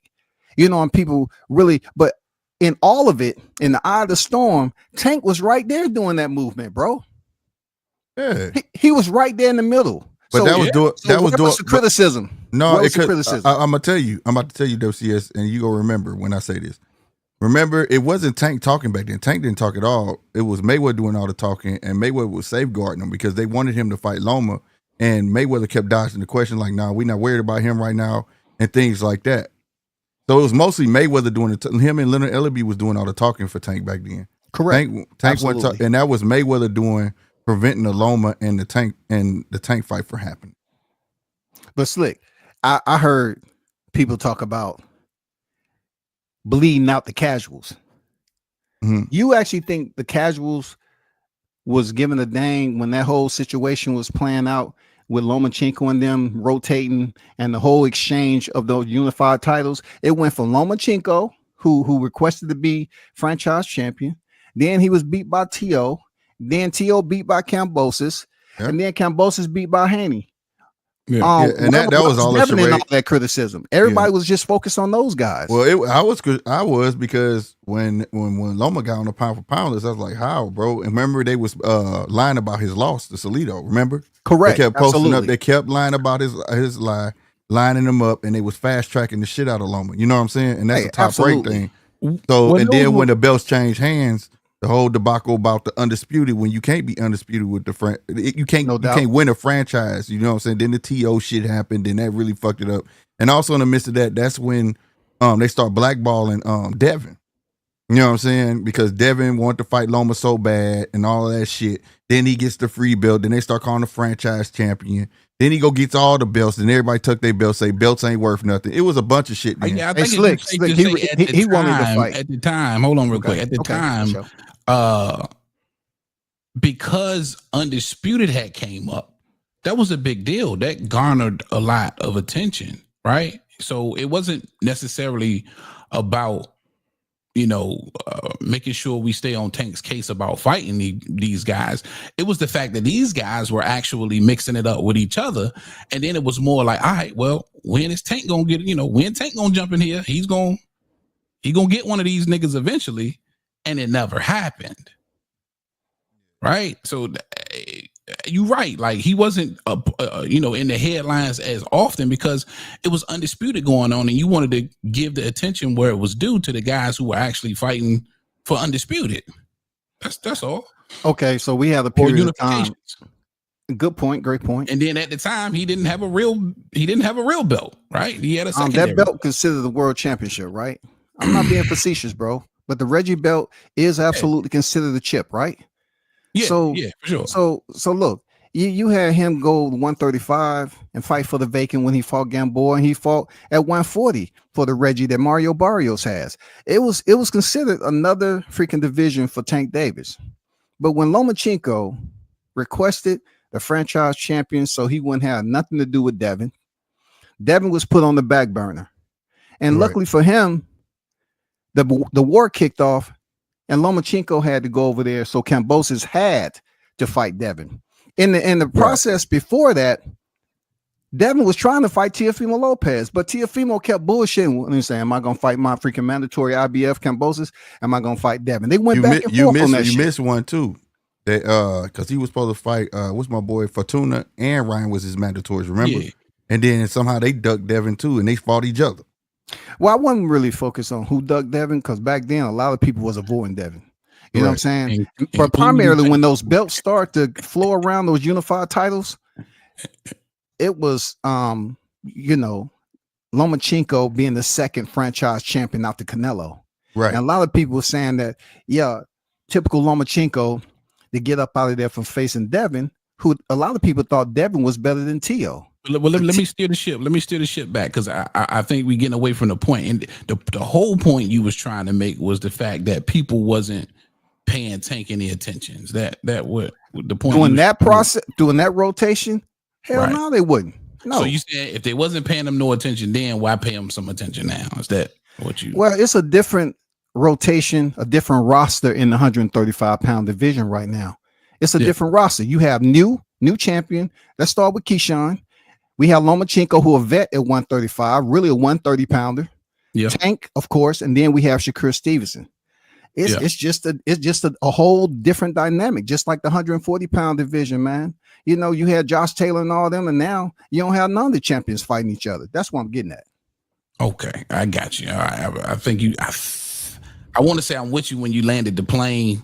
I still don't. I mean, right now with Shakur Stevenson, I hear people saying that Shakur going to be Tank ass. Nick Ball ain't going to happen. I'm coming, Nick Ball. For you, WCS, do you believe Tank has ever fought anybody that we all considered was the best in the division, or even number 2 to himself? Has he fought anybody that was considered best in the division? Be absolutely no. Okay. All right. Nick Ball, I'm gonna come into you. WCS, I would appreciate you if you hang out, man. So mute your mic if you want to hang out with me for a little bit. I appreciate it. Nick Ball in the building. What up, though? Appreciate you, man. Yeah. Absolutely, man. Thank you for being here, my brother. Where you from? I'm from Detroit. Oh, Salute to Detroit. Salute to Detroit. All right, man. Get it off your chest. Yeah. So y'all keep saying like Tank ain't fought nobody, or he hasn't fought who will be widely considered the number 2 in the division. My thing is, when has the quote unquote number 2 or best available fighter ever been actually contractually available to fight him? You saying people called him out, but they're calling him out with a fight lined up. They're calling him out with 3 fight deals lined up. So they can talk, but they're not actually legally even able to fight him. So let me get this straight. You feel over the last, what has it been now? That's 2019. Like example, Devin Haney, right? So you feel like over the last 6 years, none of these guys have been contractually available to fight Tank Davis, and you wholeheartedly believe that. So were you around? I mean, it's yes. Hold on. No, man. hold Don't on. skip No, the question. because you trying to walk me. You skipping the question. And let me respond. It's a yes or no question. Did you hear Bob Arum say out of his own mouth, why would I make a fight with Tank Davis if I can make fights in house with the fighters I have? Did you hear him say that? Did you hear Floyd Mayweather threaten Tank Davis with the Lomachenko fight? I keep hearing that like around YouTube, but I've never actually heard or seen this actually happen. Oh yeah, it's out And there. I heard it. It's when public people record. I talk heard about it. and when people talk about Lomachenko and Tank and how they quote unquote tried to protect him, Tank was at 130 when Loma was there, and Loma left the division. So that fight was never actually on the table because Lomachenko left the division. Hank was And then call. I Loma mean, 130. Loma was calling him out. Then Loma himself was Bro, calling him out. He was calling him out, but why did he leave the division before He wasn't gonna he get came it. to It himself? would have been nothing for him to come back down. You know, Loma is not at the 135 pound. That's a little dude. Come So on, so is baby. Tank. So is Tank. He's a little guy. Right. So it would have been at 130. Can you agree with Yeah. that? Bro, listen, Yeah. that So fight should have been happened. why did Loma leave the division then? If he wanted to fight Tank so bad. He See what was I'm saying? called. I'm not finna babysit the division and just campaign and wait on you. I know y'all used to that today, where you should stay in the division and wait on it, but you can't do that, bro. You just can't. Loma had been calling him out while he was at That's what I'm 130, about to bro. say. So Loma supposed to have just Yeah, waited he on him. did. He can't just sit there. Not waiting on him, but Tank wasn't even at the championship level yet. Like as soon as he got into contention for a belt, Loma had already left. But we can move on from that. Agree to Yeah, disagree Tank with won his that. belt in 17, my guy. If what I'm saying is, if Won the Loma, belt if the in man, 17. the same way y'all talking now, right? When I hear people say, "Oh, Tank offered this contract," I don't care how much money it was, you should have just jumped on it, right? When Loma called Tank out, you got to keep that same energy. Then he It's had been calling it's not Tank the out. same thing. That's not an apples to apples thing because Lomachenko was never Lomachenko was the man. But he's not running around the country selling out everywhere and selling pay-per-views. So now it's That's not about the same money. type of situation. Oh, there So you a money man. So it's about the money. There we go. Yeah, Can I respond? Can I respond? Money is how fights get made at the end of the day. I knew it was It coming. is. But you can were I just respond? talking like you cared about the fight. You know what I'm saying? Them hitting. I know I do. You care about the man fight, getting so that's paid. why I pay attention to the money. And here the because I cold part, understand real that's how quick, fights Nick. get made. This the cold part. Tank would have got just as much money, or if not more, fighting Loma versus any of them other niggas he had fought at the time. So, Period. all right, even at y'all want to talk about 130 or 135? Because right now we're still talking about 130. Can we move on? No, I'm not. You talking about he fought 130? I'm champions talking at 130, but you talking about 130. I'm talking about why Tank the right. backlash for Tank all right. is So why let's he hasn't go fought none here. of When these Top niggas. Rank was running the in-house tournament, when Bob Arum said on camera, "I'm not making fights for Tank Davis. I'm doing in-house fights." So when they're doing all this and Lomachenko unified and then fought Teofimo, they had that. Then they had a fight lined up with Kimbosis. Then they had a fight lined up and let Devin fight him. Then Devin had the rematch with Kimbosis. And then he's free, ready to go. And what does he do? He drops the belt and leaves the division. Devin Haney. But do you know how long Devin had been calling him out, though, bro? You keep But like he was dodging under that, bro. contract. Like, That's what I'm saying. God damn, the man was calling him out for years. How can you call people Years. out when you're on the 3 At 19 years old, when he saw he wasn't getting that Loma fight, when he signed with the Zone, he started calling Tank out. When he had them two mandatories, he called Tank out. Why wasn't he calling him out when he was? Come on, bro. Why wasn't he calling him out when he's on Showtime? Oh my God, bro. It's still at the Answer the same time. question. It's still Why the same not? time era. It doesn't matter. Why It's still not? at the time era he was When champ. he was both under the same He was roof, champ, bro. why didn't he call him out? So again, That's not the same roof. See, that's where y'all get. That's a network. Showtime. That's the network. He wasn't on PBC. Devin was never on PBC.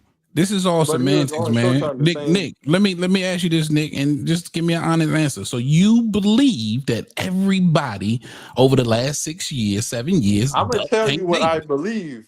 I believe and I know that these dudes don't call him out unless they already have a contract and then fights lined up. And then y'all act like Ryan Garcia wasn't a good fight. Like he wasn't a dangerous opponent. Like he wasn't one of the four kings, one of the top competitors in the division. Hey, can I chime in right quick? Oh man, because Nick making some good points. You say the last 6 years, but in 2020, who fought then? Lomachenko and Tio, right? So the ball got rolling when Lomachenko fought Tio, and he unified with the franchise. Devin was the only other collateral champion out there. So the rotation started happening. Y'all can't blame Tank for that rotation. The rotation was how it went. I'm not blaming. That's why I said Devin name. I didn't mention nobody else. Devin was out there. He was not contractually obligated to fight. It was a period of time where he didn't have fight. He was waiting on mandatories, and they was remember they slapped them 2 mandatories on. They said Ryan and Fortuna on you, and he was like, "How the fuck I got 2 mandatories?" That don't have nothing to do with Tank Davis. No, it Devin don't. Haney But didn't wanna freak him. Devin was calling him out. Then he was calling him out though. Y'all keep saying that has something to do with Devin, not Tank. But what I'm saying is Tank did not have the status. Tank did not have the status that y'all think like he had now. He was up under Mayweather.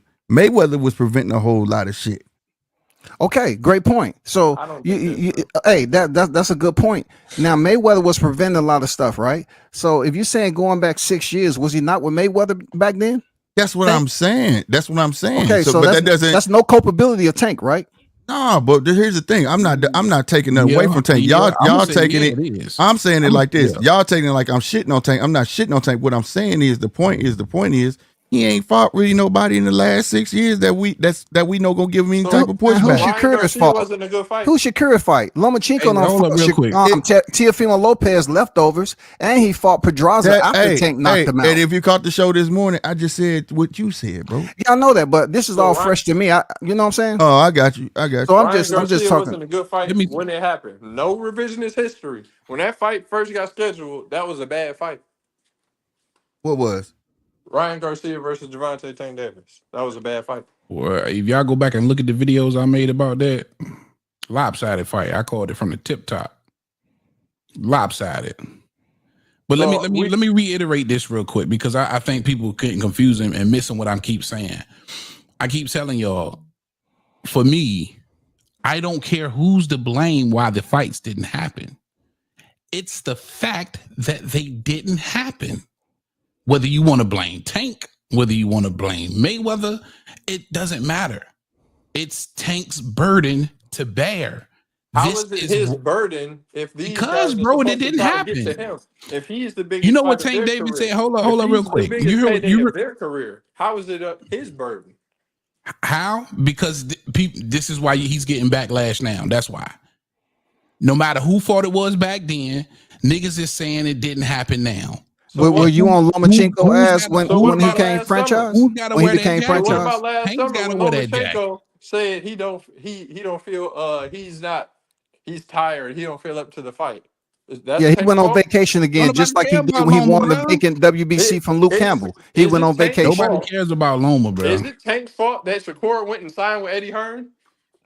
Why you keep getting mad at who signing with who, bro? Like, I'm not worried about that, bro. You missing the point, bro. You missing the point. Pointing out the fact that he was a free agent and he had an option to fight Tank, and he went the other way. So do you know the entire story? Just saying he went the other way. I know the entire story. What's the entire story? They sent him an offer. He wanted a multi-fight deal. And why did he? Okay, keep going. I want to hear what you said. He wanted a multi-fight deal. Mm-hmm. And they said he wanted a multi-fight deal. That's all you're gonna keep saying. Now I'm asking you a question. With Eddie Hearn. Why did he want a multi-fight deal? You got to ask him. I don't know what's it's already out. He wanted a rematch, just like he was gonna get a rematch. The man was a champ. He wanted the same. He wanted to be able to get his get back if he lost, just like Tank was gonna automatically have a rematch. That's it.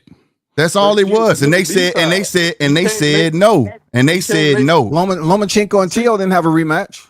That's fine. I understand. That's fine. But what I'm saying is, here y'all go with this. Hey, the man's a champ, bro. So if I'm a champ, I deserve to get disrespected. The A side gonna get the money. The A side gonna get to pick everything. Bro. I can't get a rematch clause just like you.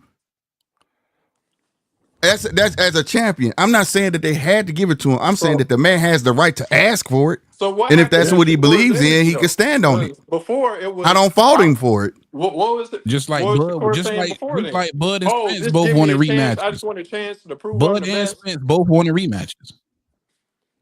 But what about what Shakur was saying out of his mouth? I want a chance to prove I'm the best. I want to fight the best. I want to fight Tank. It's called business. You got to negotiate. You just said you about the money, right? It's part of the business.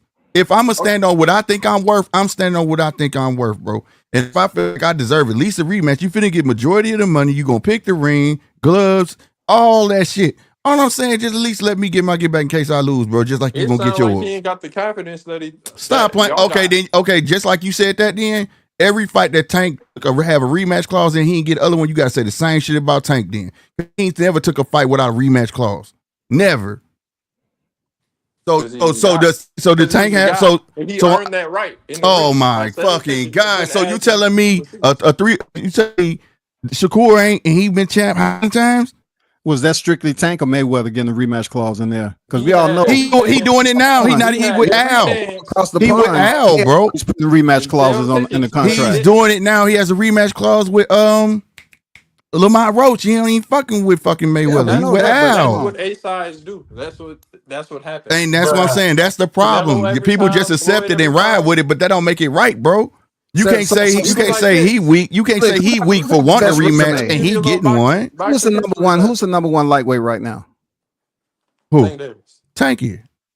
Okay, so why people acting like we just seen Shakur go to 9 rounds with an electrician?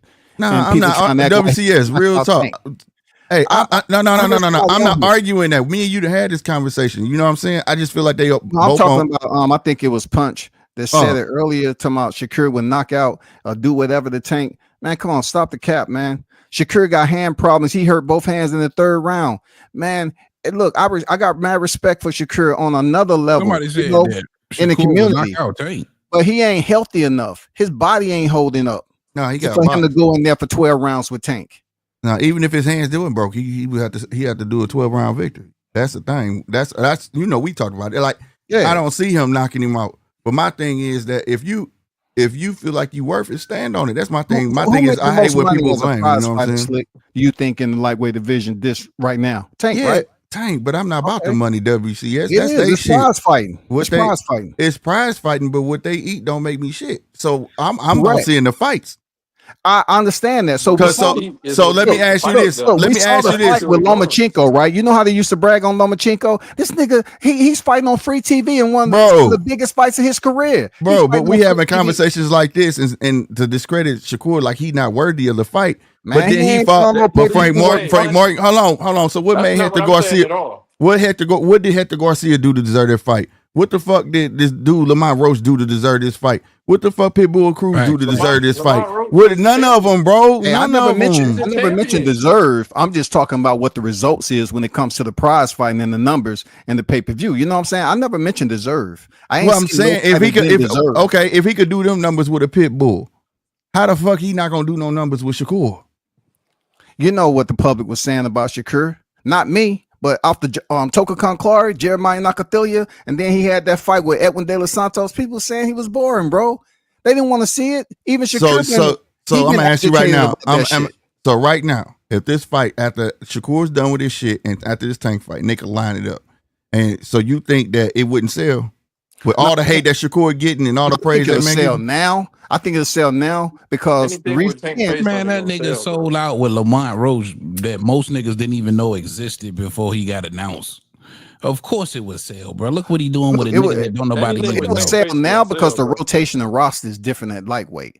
It'll sell now. Lomachenko on vacation just like he did when he beat Luke Campbell for the vacant WBC. He on vacation. They let that nigga go on vacation whenever he feel like it. Then we have the other two, Shakur and Keyshawn. They friends. They build the buddies. Yeah, one of them gotta go up. Fans will pay for this fight. Man, I agree with that.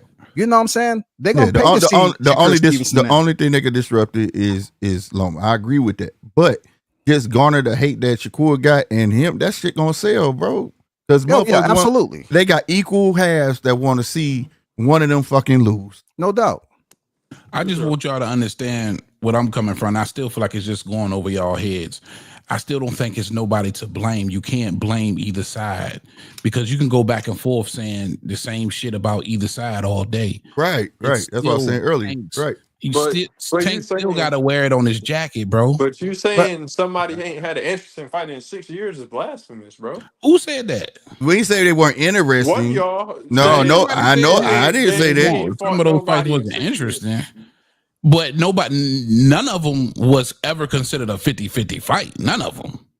I mean, or even just somebody I thought was going to push him. None of them was against nobody whom everybody considered was one of the best. And I'll take that back. It was only one, and that was Pitbull Cruz, but nobody knew who Pitbull Cruz was. Leo Santa Cruz wasn't one of the best. A 4 division Man, that dude, that what 4-weight division? 4-weight division. But check this out. But he really was a 126 pounder. He's babysitting that belt. And Tank is y'all a know 130 that. pounder. And Tank is a 130 pounder. Tank is a 30 pounder. Come on, let's be He realistic. started at 26. Man, Tank a 135 pounder. He disciplined. He's staying there. Tank, we know Tank is What is big. Manny Pacquiao? Minimum weight champion, 109. We're gonna go back like that. We know where he come from, but what I'm saying is you can't equate a Manny Pacquiao to a Tank when you know Tank can blow up to 160 26. though. Mikey Garcia was a 26 pounder, but that doesn't negate the fact, you know what I'm saying, he a 4-weight champion. And he No, I'm not saying that. I'm just saying that. I'm just questioning. So what about Jose Pedraza? He wasn't one of the best. see. No, my here we go, bro. That's the next. Now after Jose Pedraza, who you got for me? See, I told you that's what they reached back for. That name just be on their tongue, bro. Hey, Tank beat Jose Pedraza before who? Mario Barrio. Here we go, bro. He beat Jose Pedraza before who? If you got to go all the way back to Leo Santa Cruz, Pedraza, who else after that? It's just like you going. Nobody knew who he was. Nobody knew. I mean, I didn't even know who the fuck Mario Barrio was when he announced that fight. See, I watched boxing. I was like, who the fuck is this dude?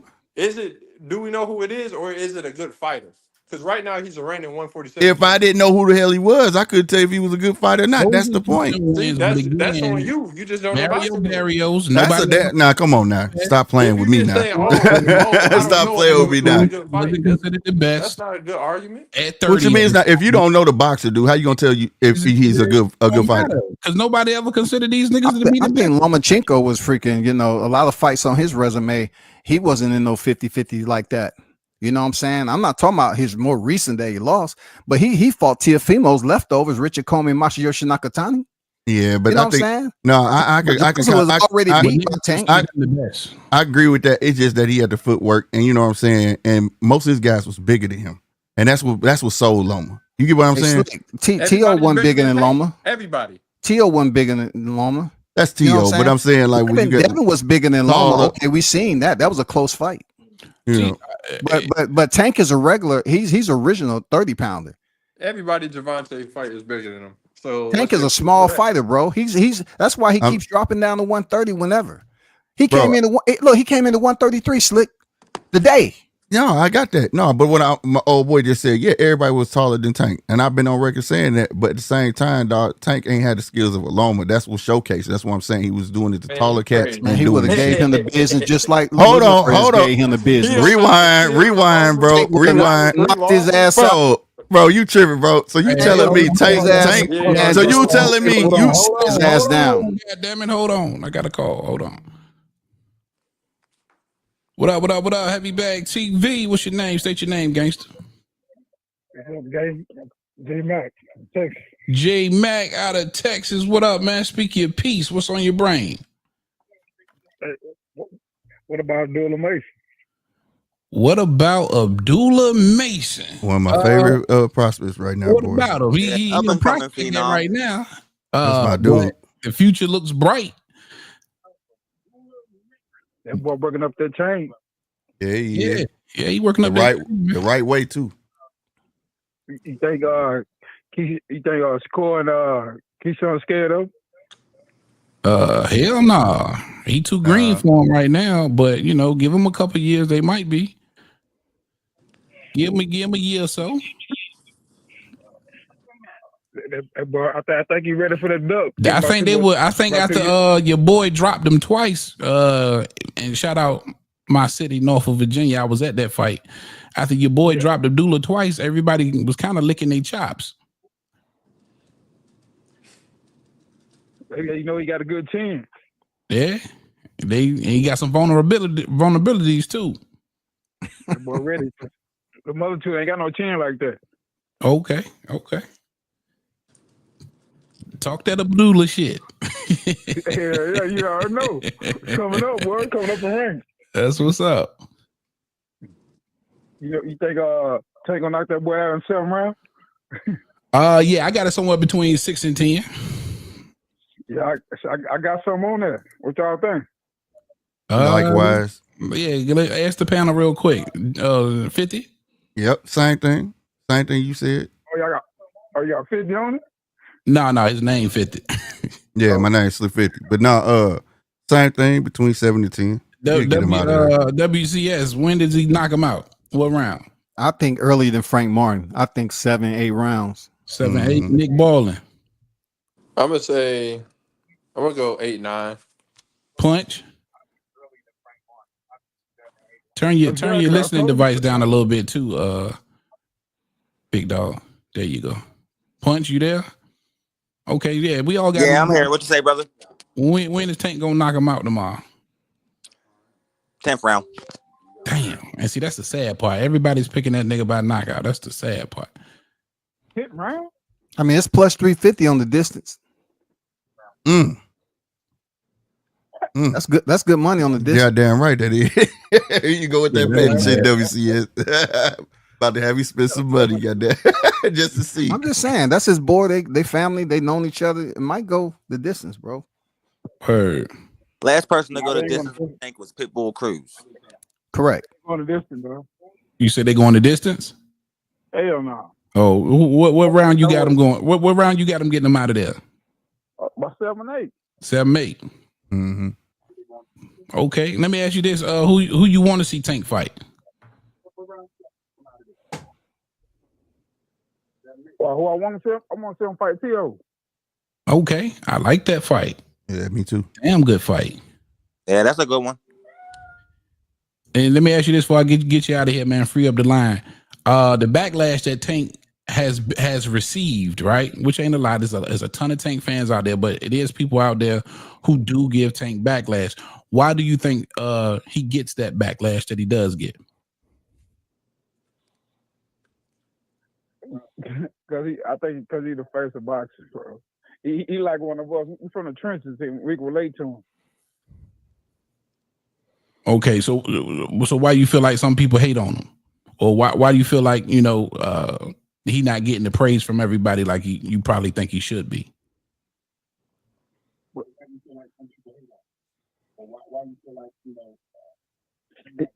Yeah, he made it out. He made it out the bottom. Now you on top now. Okay. All right, that's what's up, man. That's what it is. I appreciate you calling in, big dog. Yes, sir. All right, my man. Hey, HBT, I wanted to hear Punch. Punch was saying earlier that Shakur gonna give Tank the business. I want to know, do he actually believe that, or he getting right for Friday? He getting ready to go out to the club. You might have been sipping on the cup a little bit. I'm just trying to figure out where your mind stayed at. Punch beating his meat, man. Bruh. Punch, you finished? Punch.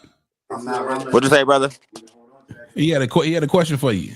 No, I'm just saying earlier, I was hearing your energy, speaking on Shakur giving Tank the business, as if you're saying, it's going to be pretty much a lopsided fight. I ain't gonna say lopsided. I'm gonna say it's gonna be harder to catch Shakur than any other opponent he ever had, and I think he's seen that in their sparring. That's why he gets so pissed off every time somebody asks him about that fight. Respectfully, right? Did the electrician, was he tuning up Shakur in exchanges here and there through that 9 rounds? Did the electrician put some wrenches on freaking Shakur? I seen a professional fighter who midnights as an electrician get a little bit off on him, but I ain't seen I give him a little bit more respect than that. I mean, 3-day notice on a 3-division champion. That's what I say. I give him who y'all advocating to fight Tank. I give him and Broccoli passes on coming on 2-3 days notice and stepping in the ring with the opponents they stepped in the ring with. But even though he put on a pretty decent performance, but that's not get it twisted. He still got dominated. And let's give Padley a little bit more credit, man. Like, they was hyping Mark Chamberlain up. This was an undefeated fighter. He did Mark Chamberlain in. And the nigga, it was 3 days. So shit. Man, I look at Padley. If he would have had a whole training camp, they would have the distance probably. Not only that, the man did break his hand in the 3rd round, though. You know what I'm saying? I mean, he hurt both of his hands in the 3rd round. But what is that? When you talk about him hurting his hands against an undersized fighter like Padley, who really didn't have the punching power to keep Shakur honest at all. I mean, you actually think that Tank is not going to destroy Shakur right now? I can't compare Padley no damn Tank, man. I can't do that. I know what Tank gonna bring, you know what I'm saying? It's gonna bring a different Shakur. I can't say Shakur gonna fight Tank like that, bro, and stay in front of the Tank face. You know that's not possible. Man, That's not realistic. That's Shakur, not man. what I'm saying is that's not realistic what you saying, like Shakur gonna fight the same fight. You know damn well Shakur gonna put them skates on, dog. You know Shakur put them skates on, bro. Definitely getting on that bicycle. But Tank know how to ride a bicycle too, and he gonna be right on Shakur's ass the whole fight, man. Knowing Shakur can't hurt him, man, it's gonna be lethal. Great question. That's for what makes y'all, the man. fight so interesting because Tank can cut the ring off and catch the court. Correct. So fight the nigga and show us how great you are, bro. That's all we want to see, dog. Well, it's not up to Tank no more, big dog. He said Shakur said he have to call Mayweather and see what his dang therapy regimen is for his hands. For his hands, yeah, he gotta get his hands together. I got a So great he gotta question put for y'all, those. man. He gotta put those little 10 hands back together, make sure they stay right before he step in there with that Tank, man. Great question for you. Real great question for you. And I guess this is more or less for WCS and Nick. If Tank does not fight Shakur or Tio or Devin or somebody else that the public is cool with him fighting and retires, how does that sit with y'all? I go Are first. you cool? Are you cool with that? If Tank, I go first. if 26 comes in and Tank never fights any of these guys, y'all cool I'll with that? chime in after Nick. Yeah, go ahead, I'd Nick. be very upset if we don't get the Shakur fight. And he said he would fight Devin, so I'd be upset if we didn't get that one. But at the end of the day, like the Tio, Devin, they are like 140, pushing 147. So if that don't happen, I'll be like, but he need to fight Shakur. That has to happen. I want Keyshawn. That has to happen. Okay, for me, I wouldn't be upset because I don't consider Shakur at this moment to be a great fighter. I don't consider it to be. Keyshawn just picked up the belt and people calling for Keyshawn to fight Tank. Knowing he don't have the experience that Tank got, but they still want it. I wouldn't feel no type of way. I would like at this point in time for him to fight with Devin. So you wouldn't feel, let me ask you this. You wouldn't feel no kind of way, but you absolutely positively cool with this Lamont Roach fight. No, I'm not cool with Lamont Roach fight. But boxing is it's all over the place, man. You know what I'm saying? Right now, you got Turkey doing his shit, snatching fights, taking them to London, taking them the sandbox. Man, it's wicked right now. You know what I'm saying? We don't even know which fight is gonna be over here. We got top ranked news coming out. Man, it's about to be a whole nother revamp. Real quick, Dub, let me say this. True shit. Now, right now is prime. It's prime because arguably you got a lot of people that will argue that Shakur is the very best that 35 has to offer. And what I've been saying the entire time, Tank hasn't fought anybody that we all considered was the best. Now, I think maybe not according to you, but I think the consensus would be that Shakur is most definitely, if not the best, one of the best, second to Tank in the division. So okay, I respect that. I respect that. But what fighter on Canelo's resume would you looking forward to him and fight that you thought was a 50-50 fight? Oh man, you don't be listening to the show, man. Fuck Canelo. You are I'm just in comparison. You know what I'm saying? I'm not a Canelo fan, bro. I just asked a question, but anyway, we can disregard it.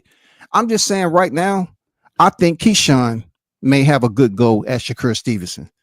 And he don't have the experience, in my opinion. But he had Olympic pedigree.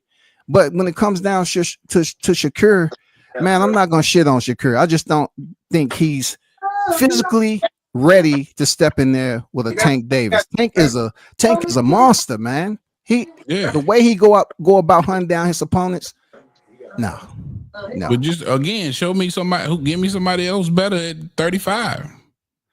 I wouldn't mind seeing Keyshawn fight Tank.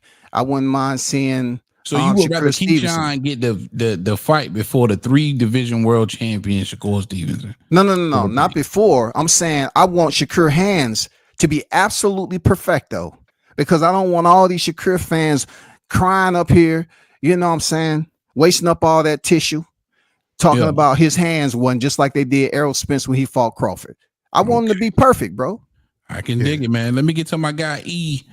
Dub in the building. What up, E-Dub? Keeps the What up, news. E? What's good with you, man? How you been? Good, my brother. Good, my brother. Always a pleasure to have you come through, man. Get it off your chest. I know you got some insight for us. I got a little insight, man. I don't think Stevenson ready for Gervonta, honestly. Not the way he was fighting in that previous match, man. He just didn't look right. Period. I don't care about the hands or not. He just didn't look like the original Stevenson he used to be. Oh wow! So you don't believe it was just a dominating performance? Dominating performance on a dude that only had 3 days of training to get ready for you is not a dominant performance to me. You know, it's my opinion, Right. but I think Gervonta Davis will dog walk.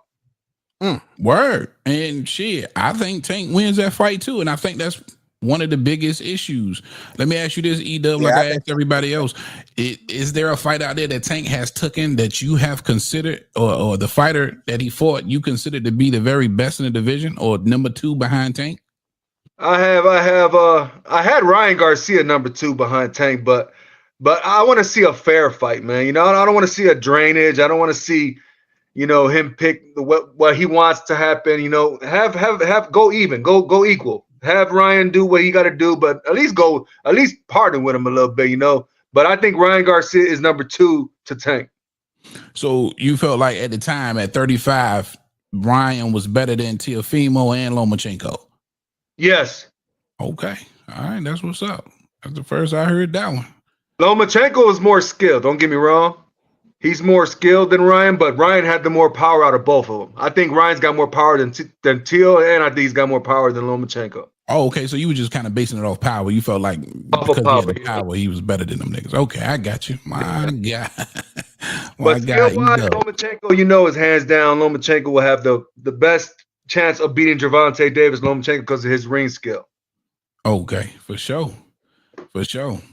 And listen, I still ain't get no certified answer to what I was saying, but I guess I kind of gotta leave it there. I still believe that it's just Tank's burden to bear, whether he was responsible for making the fights or not.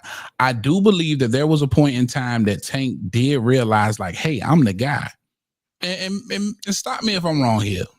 Or maybe Tank was just too green or dumb to know any better. But at some point, especially around the Isak Cruz fight, you had to wake up if you Tank Davis and say, hey man, I'm really the guy. I'm a fucking superstar. Right. These motherfuckers work for me. Y'all get me the fights that I want.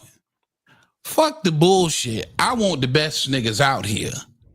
Give me him. Make it happen. And then follow up on social media with that shit. How come Devin Haney, what up? How come we ain't fought yet? Teofimo, what up? How come we ain't fought yet? Loma, what's up? Why we ain't fought yet? This is what I'm expecting out of Tank Davis. When in the history of boxing has the cash cow ever chased people? It ain't about him. Because that's what you're asking for him to chase them. It's not. It's just saying their names. That's chasing, right? If that's what y'all want to call it. But at some point, you got to say, hey, bruh, I'm the guy. These are the guys that I want. Do Canelo, outside of the Undisputed, was he calling out names like that? Hold on real quick. We got a call here, fellas. Hold on. If I can get to it. What up, Heavy Bag TV? State your name, gangster.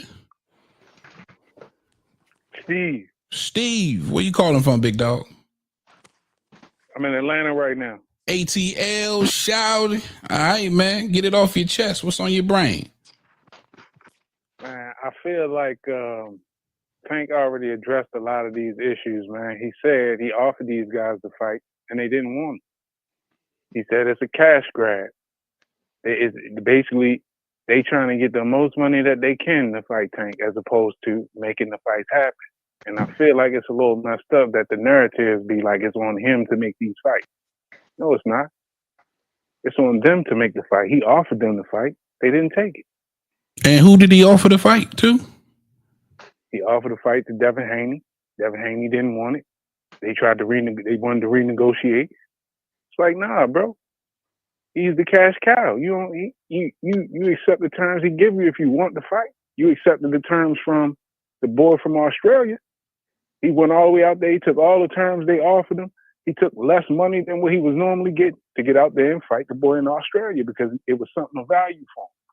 Well, it's something of value for you to fight Tank. You want to prove you the top dog? We're going to give you an opportunity. He didn't take that opportunity. They offered the same to Shakur Stevenson. The very next week, he got hand surgery. So it's like, man, come on, man. These guys don't want the fights. What they want is the money. They're not trying to prove they're the best. They're trying to get the most money they can. They know Tank got the audience. They want some of that money.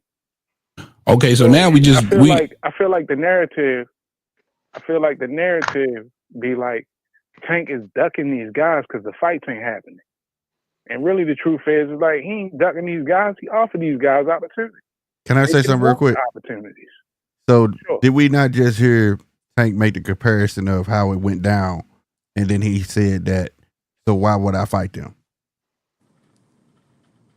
Now that came out of that man's mouth. Enlighten me.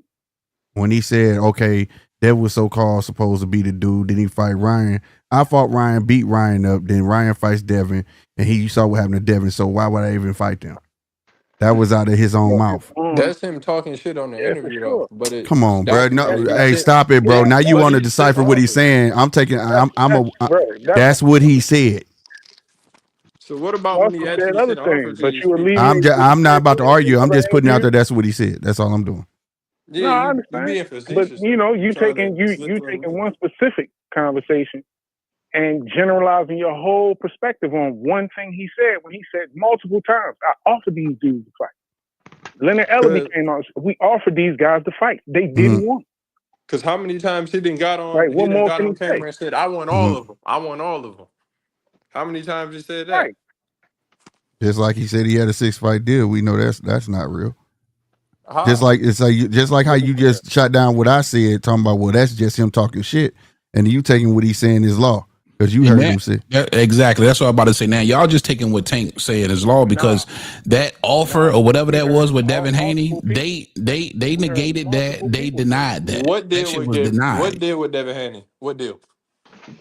Well, he just said they sent Devin an offer, or they offered Devin to fight, and they denied that Tank offered them to fight. Happen?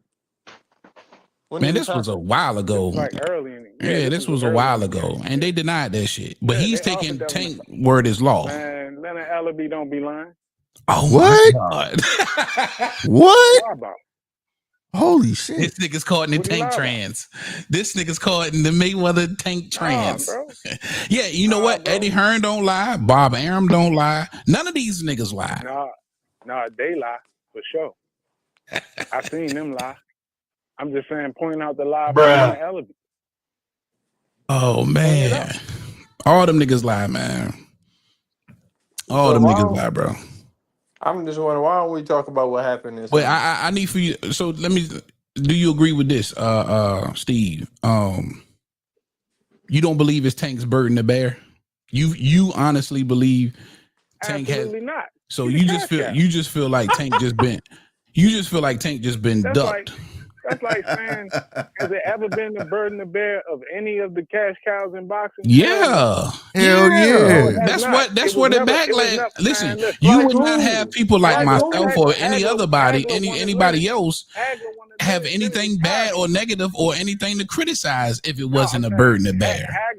Hagler wanted Leonard. Leonard retired on his ass. That wasn't Leonard's burden to bear. Well, you know why? Hold on. You know why they end up fighting though? And then hold on, and guess what happened after that? You know why they end up fighting? Because in boxing, something called a gray cloud. Every barbershop in every neighborhood have said Sugar Ray Leonard was a shit, but he ain't fight Hagler. He was scared of Hagler. Same thing with May. Why you think that fucking Pacquiao fight finally happened? That nigga didn't want to fight fucking Pacquiao. We all know he didn't want to fight Pacquiao. And I'm not saying, hold on. Let me finish, bro. No, you ain't listen to my whole thing. Let me give my spiel, bro. Dog, we know how that shit went and whether it was blood test or not.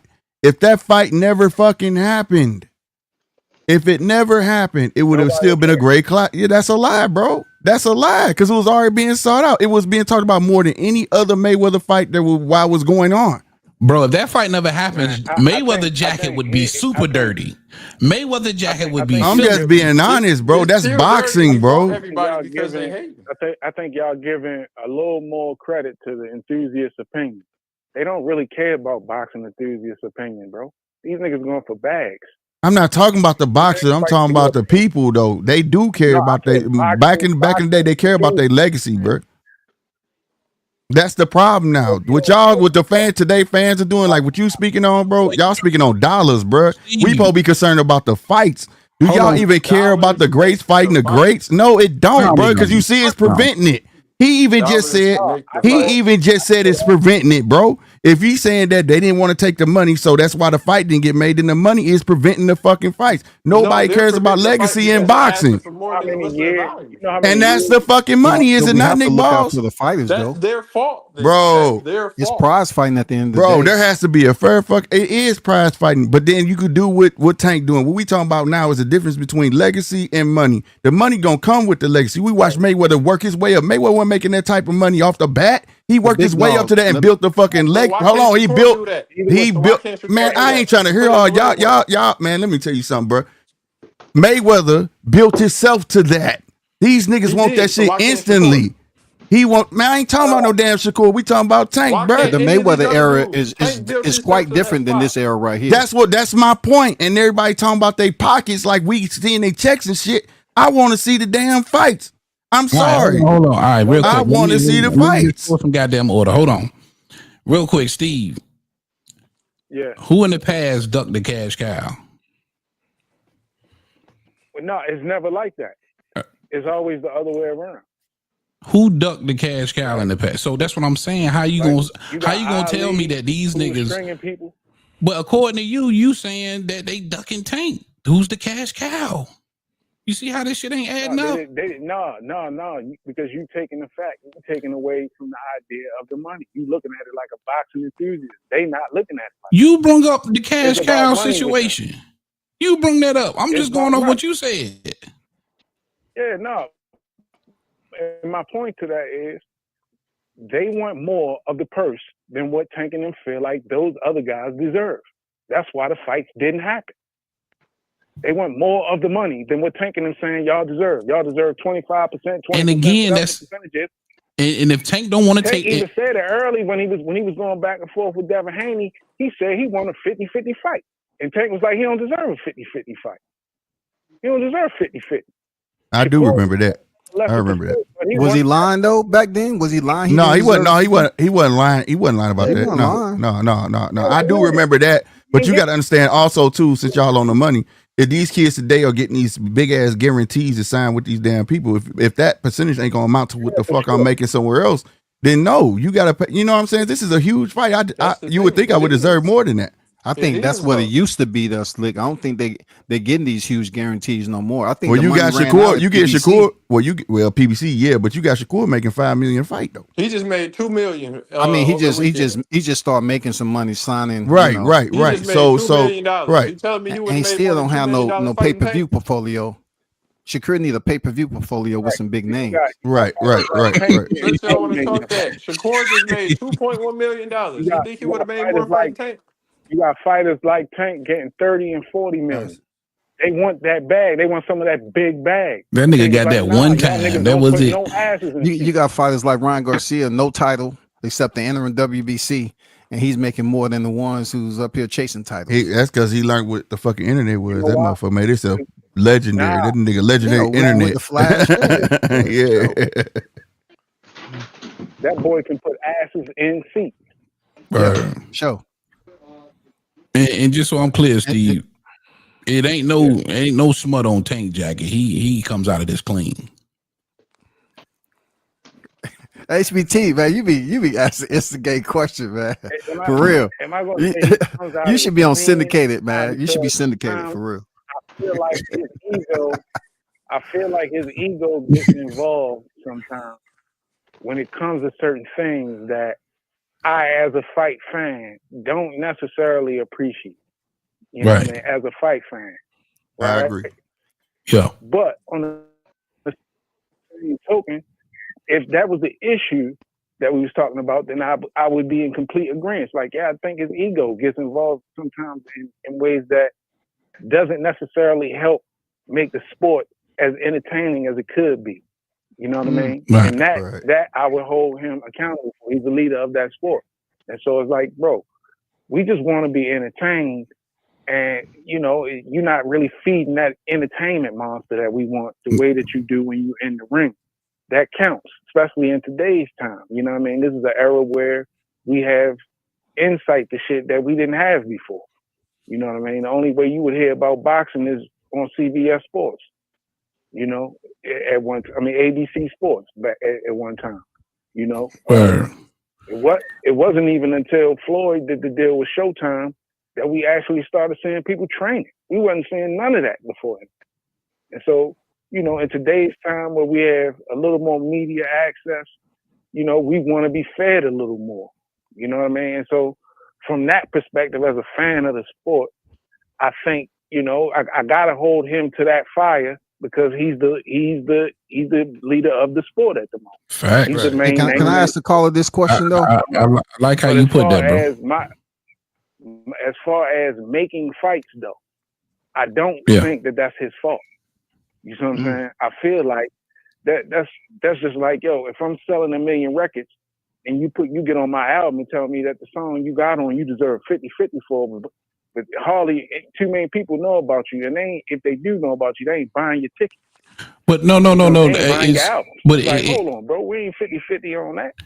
But it comes down to a decision between legacy and bag. Like, again, if he did, let's just say this was the truth, real quick. Real quick, hear me out. Let's just say what you said is the truth, right? He offered these guys to fight. They wanted too much money, and he said, "Fuck it." Now, the legacy for Tank Davis, he could have said, "All right, well, fuck it. You want that? All right, cool. I just want to fight you." You know what I mean? For the sake of legacy, he don't got to wear that. I don't think Tank is a legacy fighter. No, he ain't. I think Tank is a prize fighter. Right. You know what I mean? And he's in it for the bag. He said that from the very beginning. But when it's all said and done, Floyd said the same thing. Like, man, I'm not here for the name. I'm here for the paper. I'm Money Mayweather. I'm here. I get the most money. Yeah, but you knew it was lies in there. That's why he fought the people. I'm gonna end it here, Steve. Like, so you cool? You might say Floyd fought all the names. Look when he fought him. He fought him though. No, and I say that. That's the same thing you be saying. I say that, but at the end of the day, I still got to recognize that he fought him though. Give Tank more time then. Tank say he ain't got no time. Yeah, the nigga talking about retiring. Man, he ain't going nowhere, man. He just did a 6-fight deal with Amazon, bro. He's not going nowhere. No, that's cap, bro. That's cap. Ain't no 6-fight deal no more. If he takes too much longer, I'm a Tank fan, but that's cap, bro. Yeah, we wanted to see him fight. It's gonna be long gone, bro. They're gonna be long gone. Well, but I'm gonna end the call with this because I want to free up the line. If with 5 years, 10 years down the line, are you going to be one of those people calling Tank one of the greatest to ever do it if he doesn't fight any of these guys? If he actually retires and he never gets any of these guys in the ring, are you going to be one of those guys saying, "Hey, man, this was one of the greatest to ever do it"? No. Okay. All right. That's that, and I'm gonna leave it right there. I love that answer. One of the most technical fairy tale scenarios. He's one of the greatest to ever do it. No, I won't say that. That ain't a fairy tale scenario. That's very. If he retires, that's very. He does this. If in the future he does this, what will happen? That's a fairy tale scenario, bro. 2 fights a year, some of them years. Ali, you can't really compare what Tank doing to something like that. You know what I mean? You can't even really compare Floyd to something like that. The only reason you can give Floyd some credit is because he had 50 fights with no loss. Yeah, but when it's you can't say Floyd one of the greatest fighters of all time. He ain't take as many fights as some of these great fighters. You know what I'm saying? So I can't put Tank in that conversation. I love what Tank does. I think he's a great fighter. Right. But I can't say he's one of the best of all time. That's a big conversation. Right.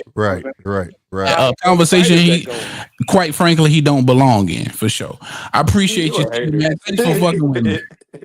I appreciate you, big dog. Tank ain't in your conversation. That means Shakur ain't in your conversation either. Right. That's what I'm saying. I don't know why y'all keep. That's what we trying to say. We saying I'm like talking about three and three. Three-weight Right. divisions over here, Shakur, three-weight division. People trying to compare them together just based off their divisional win. Here's the thing. In every era we had, right? They generally clear in divisions, they try to clear out their class, right? You usually have like a top 5, top 6, you know what I'm saying? And them guys usually hit, right? So because they want to be that man, right? And I speak the same way about Shakur. Shakur need those defining fights, right? Because the way he talk, he definitely needs it. And I feel the same way about Tank. Tank is a technical fighter. Like I said, dude he got a tool chest. I'm just waiting to see somebody push these kids so we can see it. You see what I'm saying? Now I get that everybody is fascinated with Tank and because he knocked people out, right?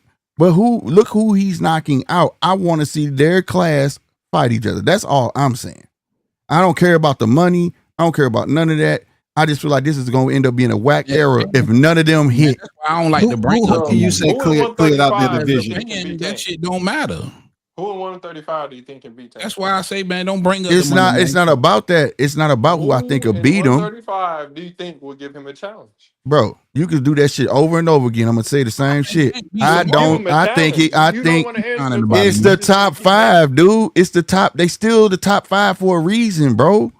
Because they may not beat him, don't mean you shouldn't Frank fight Martin them. was in the top 5 in 135. Fuck no, boy. Let me shut up.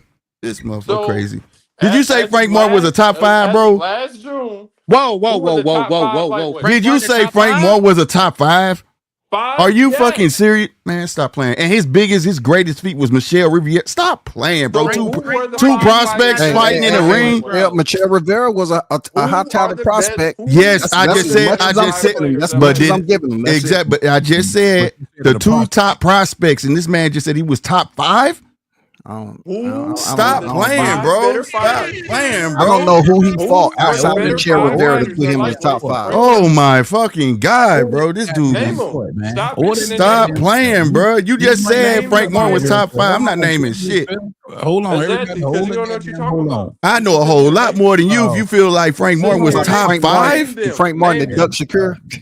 God damn, bro. The one say he was gonna take it through the ceiling. I'm new on the panel right now. Bro. Explain how Frank Martin is top 5. I just want you to explain this.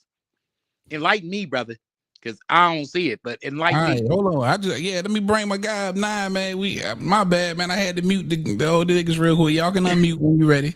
I just wanted to get some goddamn order around this motherfucker. Salute. What up, 9? Appreciate you. What the fuck did I just walk into? you just walked into you stepped into some shit, boy. Nigga, I don't even know the subject. I just seen your light on it. Just came to the house. His porch light on, so I came on in, knocked on the door. Appreciate you stopping by. No, the shit was getting heated real quick, so I had to get these guys back to the neutral corners. You feel me? Nick Ball, come back, bro. I really want bro to explain to me how Frank Martin is a top 5. Okay. I really do. All right. I'm gonna do it right now. All right, go ahead, bro. Give him the floor. At the lightweight division, we got Tank, Loma, Shakur. Then who are the 2 other fighters that were clearly better than Frank Martin? That's all you got, bro? I'm asking you guys. Oh, so you trying to make a point by asking us after Tank, Shakur, and Loma, who are these fighters that are just so much better than Frank Martin? Shit, Cambosis, nigga. No, hell no, serious, bro. Come on. Hell no.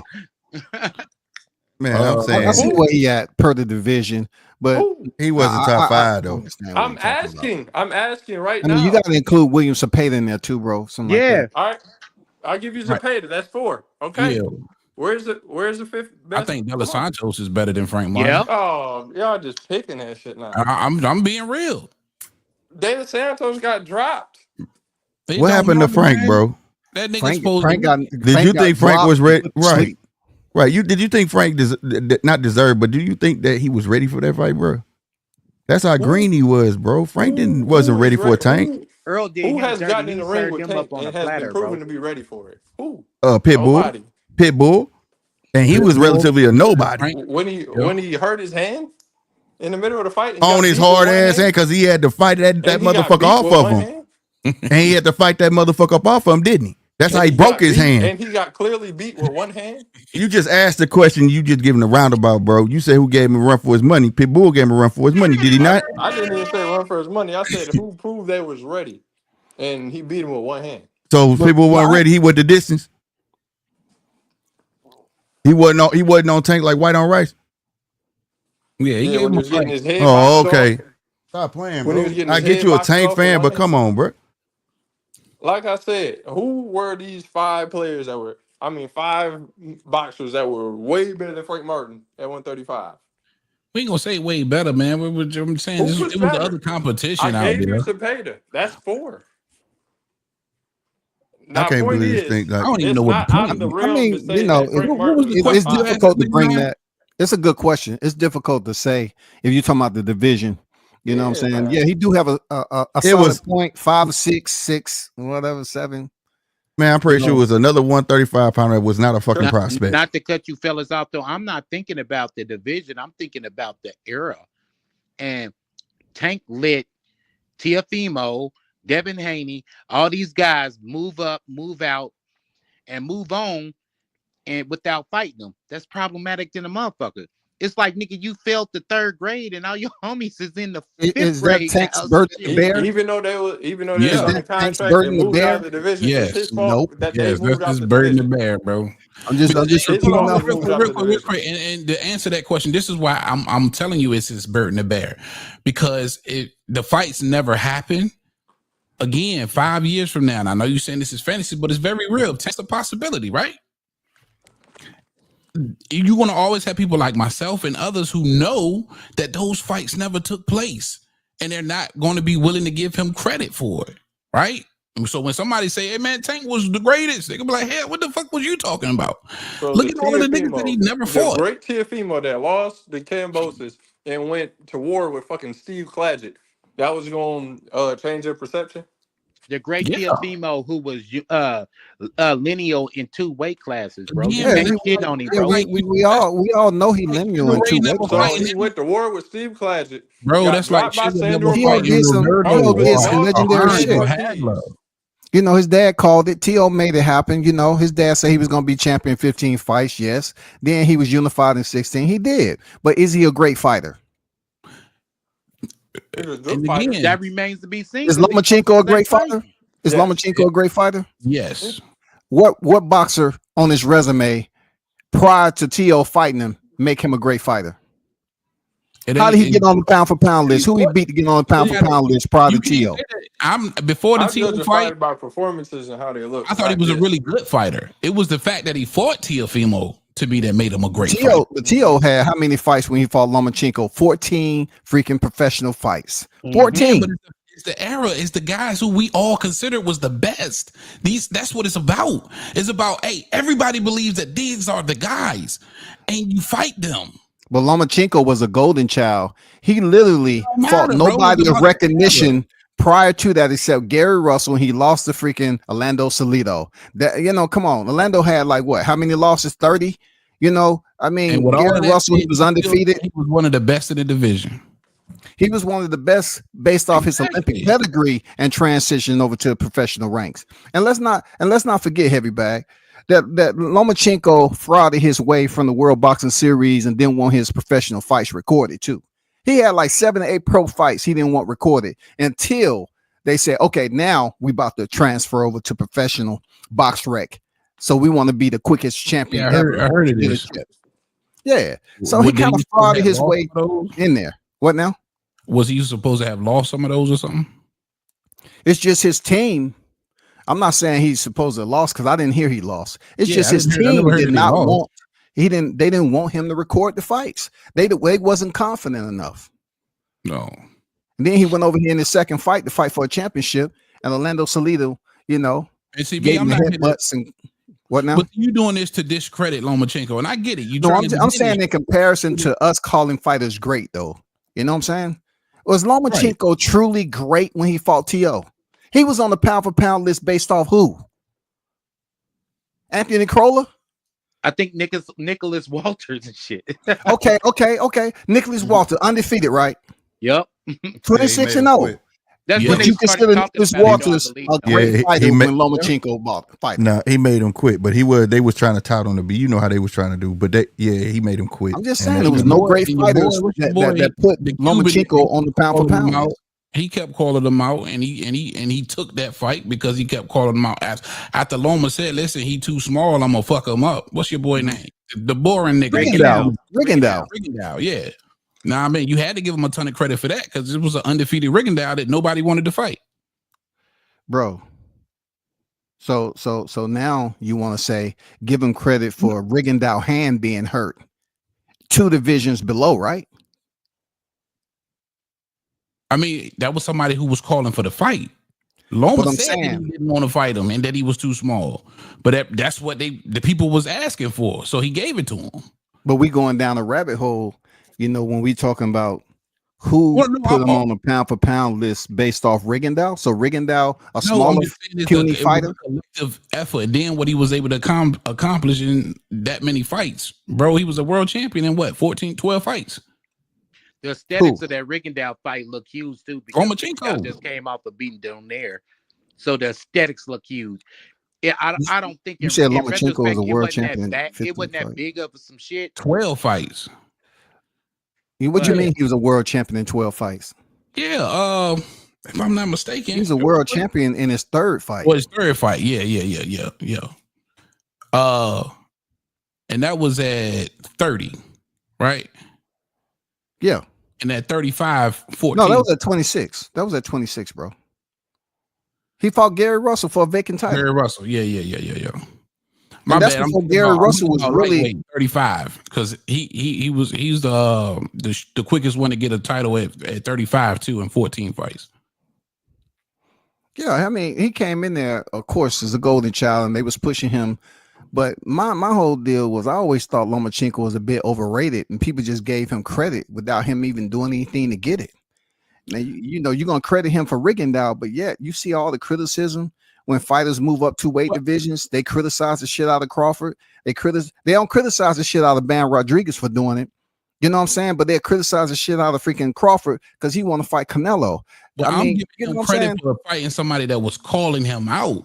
You understand what I'm saying? An undefeated fighter that was calling him out. Like with Tank, niggas that have called him out and he made that fight happen. Tank ain't dead no shit like that. With somebody calling him out and he make the fight happen. You gotta give niggas credit for doing shit like that. Okay, so okay, heavy bag. You say you got to give credit for people calling them out. Well, if people ain't calling out Tank from a lower division, since people complaining about him fighting fighters from a lower division, is that Tank's fight? Is that his fault? That's not his fault from the lower divisions. Correct. Correct. Right. He's fighting them from the lower divisions and people whining and complaining. So if fighters was actually calling out Tank from lower divisions, would it make a difference? If you had a badass undefeated motherfucker like in a way. What about in a way? Calling him out, and I give him all the credit in the world. Man, I like to see that fight then because people seem like they don't want to give him credit for nothing from these fighters coming from the lower division. Here's my thing though. Nobody was at who at 130 called Tank out though. Nobody. That's my point. That's what I'm saying. I never heard that in history where the big guy calling the little guys out. Usually the guy go up, call somebody from above him out. You get what I'm saying? Yeah. The conformity though across the board. It's not many fighters. Not in this fucking business. You know who was calling Tank out from 130? Shakur Stevenson. Man, come on now. Like I'm just saying. Chris Stevenson fighting Jamel Herring, which is my comrade. Salute to him. And he fought Oscar Valdez instead of fighting Hector. What now? I wanted him to fight Shakur instead of fighting Hector because Hector was minding his business. Never would have moved up and fought Tank out of 130. Why? Because he wouldn't have did every it, bro. next fight, Shakur lost the belts on the scale. Correct. And he was at that point. He was ready to go up to 35. Look, he was at that point of ready to go up to 35, but he didn't do it. He hung out and he wanted to stay down there, and he stayed down there too long. Just like Teofimo Lopez, he stayed down there too long, and guess what happened? He got beat. He took a L. Shakur said, I'm not gonna do that. I'm gonna move up regardless. I'm gonna stop cutting weight because I was at that fight. I'm gonna stop cutting weight. He was like 1 point some pounds over, and he dropped the. Was that the Conceição fight? Yeah, Conceição fight. Yeah. He said, I'm gonna go in there and get the win. I'm gonna drop the belts. I don't care about nothing else. Word. Ain't nobody gonna call Tank out. Look, it'll be good if Inoue said, I want to fight Tank, and that's gonna be my next fight. That'd be great, but it ain't gonna happen. No, I doubt it. Even Barry Hunter said that. He alluded to it. Yeah, Barry Hunter said, it'd be good to get an Inoue. They say he a monster. We think Tank a monster. Let's see the fight. Yeah, that's Godzilla versus King Kong, man. His last fight, that Japanese press conference, he alluded to it though. They asked him about it. And he was like, "We'll see in the future." I'm giving Tank a ton of credit for fighting anybody on the pound for pound list for sure. Real quick, let me shout out the super chat, man. That guy with the Euro $2. That's more than $1, nigga. What's that, like $2 and some change? I appreciate that love, man. Let me hit you with the motherfucking money drop. Yes, sir. Thank you. Just enough for the goddamn city. I appreciate that love, man. All right, man. I gotta ask y'all this real quick, and then I gotta wrap it up. God damn, it's been 2.5. I hate you niggas. Hey man, salute to the panel though. I think it was a very productive panel. I ain't gonna lie. It wasn't nobody calling each other names, and you know what I'm saying. Y'all know your shit. Yeah, Never man. that, bro. Never that. Yeah, that's all I'm about to say. Normally, it's always a good panel, man. When we can get one together, it's always respect and love, man. It's just niggas talking boxing, man. You know what I mean? We all got opinions. That's all. Let me ask you this, though. Do you, let me see, WCS? I wonder, what's your name, bro? I keep calling you WCS. Scotty, man. Scotty. All right, Scotty. Yeah. Just stick with WCS. WCS. Hey, I'm in my 50s, bro. So Scotty to me, it seemed like a kid headed to middle school, nigga. You know what I'm saying? Yeah. Well, you got me by a few years for sure. So you don't think Tank would ever really dare to be great? Because I feel like it's that beef with him and Bud is real. You feel me? And Bud now has doubled down. Even after going after Canelo, he says he would come back down to fight Tank Davis. Yeah, I heard that.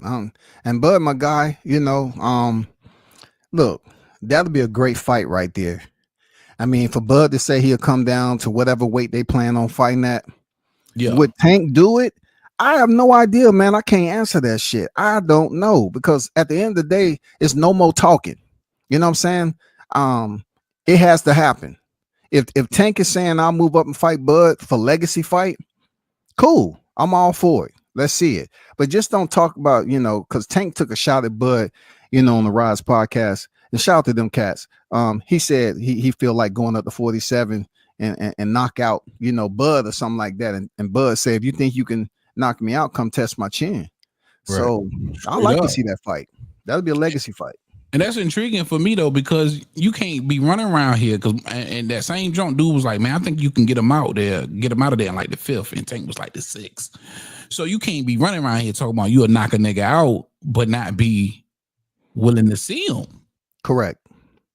5th, am I tripping? Hey, you gonna talk it, walk it. If you gonna talk it, walk that shit. And I think that would be a huge fight. Yeah, that'd be huge. Yeah, but if he wouldn't do that shit, take your ass to 140 and fight who the fuck that. You know what I'm saying? Like, I just want to see the kid get a legacy. You know what I'm saying? T.O. still there. You know what I'm saying? Like, go get some beat your class first. Don't pass it up. That's all I want for boxers. Like, who is the top 5 in your class? Okay, I want to see you fight him. You know what I'm saying? That's the same argument I had with Earl Spence not fighting Keith Thurman and shit like that. Like, come on, bro. This dude's in your class. Go on and wipe him out, bro. It just seemed real sissy fight. I ain't fighting him. Fuck him. Fuck that shit. I don't like that shit. I'm not gonna fight him because I don't like him. Yeah, I don't like that shit, bro. Yeah, like, bro, that's weird, bro. That's just me, because if it was me, and I'm not them, but if it was me in a position, yeah, the money gonna come, and I do want the money, but I also want to be revered for the best, as the best guy in my era. You get what I'm saying? Absolutely. If not the best ever. You know what I mean? And I think as fans, that's where we come in there. Like we stingy like that, man. We don't care how you feel. We want you to be the best. We want you to prove you the best and beat everybody. God damn it, that's how we feel. Yeah, especially when I see a kid as talented as Tank, bro. Hell yeah, man. That nigga got it all. So everybody in the chat that say we hating, I'm not hating on Tank. It just, dude, you don't get to see something as rare as a Tank every day. You know what I'm saying? Like, absolutely, you just don't, bro. He's a generational talent, bro. And I think Yeah, for me, and he man, over in it's the I'm US too. more disappointed than anything. You know, it's not even like I'm just disappointed, bro. Yeah, I mean, yeah, I'm disappointed. I think with the U.S. fans also, we should appreciate these fighters that we have that stand out from, you know, the average fighter, because I don't know how far we are from seeing the heavyweight champion again over here in this You footprint. ain't lying, bro. You got Absolutely. Keyshawn, that's an Olympian, that's young, He'll got be on this mad wall unlimited soon. potential. But you got to look at the black fighters in general. I'm just saying, like, who is left from the old guard? When the old guard leave, who do we have to look forward to in divisions? Right. It's not many. Yeah. It's not many out there. Abdullah Bro, I Mason, swear to God, Keyshawn, man, I've maybe. been but saying that for the it's not longest. a lot. It's not a lot. It's like not a lot. I haven't seen like really no talent like that being cultivated. Yeah. And as far as like our heavyweights, I feel you on the heavyweight thing, bro. I feel like all of our heavyweights is pretty much on somebody's football team. Facts. You know what I mean? That's what I feel. Yeah. Mm-hmm. Yeah. And they want shout Wilder out- out so quick. He out. Now what? You know, Jared Anderson looking like he don't want to put on gloves. They forced him to. So we got Richie Torres out there and Jarrell Miller. I mean, All right. hey. Man. And let me ask Nick Ball. Nick Ball, I wasn't shitting on what he was doing. You just wasn't listening. I'm just making a comparison. When everybody shitting on Shakur, you could kind of say the same for Tank. Neither one, they need those signature fights. That's what they need, bro. So why should they Fighters fight need each other? And I'm sick of hearing people saying that why does Tank need to fight Shakur? What the fuck you mean? They're the two top in their class. They should hit. As a fan, you should want that fight. You shouldn't be talking about Tank don't need to fight him like you holding his purse for him. Fuck that shit, bro. And another thing, if you hold on now. so And much, hold on bro, now. My hold on, bro. other If question, you- Nick if you Ball. hate Shakur Nick so Ball. much, bro, then Nick don't Ball. fight. Knock Is his that ass your out. name? Is that your name or you a fan of Nick Ball? I've been wanting to ask him that since he got on though. Because his name Nick Ballin, but you know who Nick Ball is. I want to know if he was a fan of Nick Ball. Right. Go ahead, my bad. Go ahead now. Go ahead now. But like I was saying, sorry, nigga eating sunflower seeds and shit. But Old school nigga. I'm an old school nigga, bro. But like I said, bro, if you don't like Shakur that much, and you saying Tank don't need to fight him, that's when you say, okay, Tank, go knock this motherfucker out and get on with the rest of your life. That's all. I don't understand the logic behind some of these boxing fans, man. Y'all hiding behind like, you know, the money side and all that shit, and you know it's a business and all that shit. Bro, just make the fight. If you got a guy that you don't like so bad, so much or whatever, your fighter make sure your fighter do fight him. Lobby for the fight so you can see his bitch ass get knocked out. For sure. That's sure. the way I see it.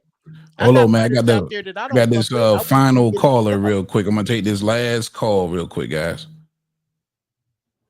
Yo, Heavy Bag TV. State your name, gangster.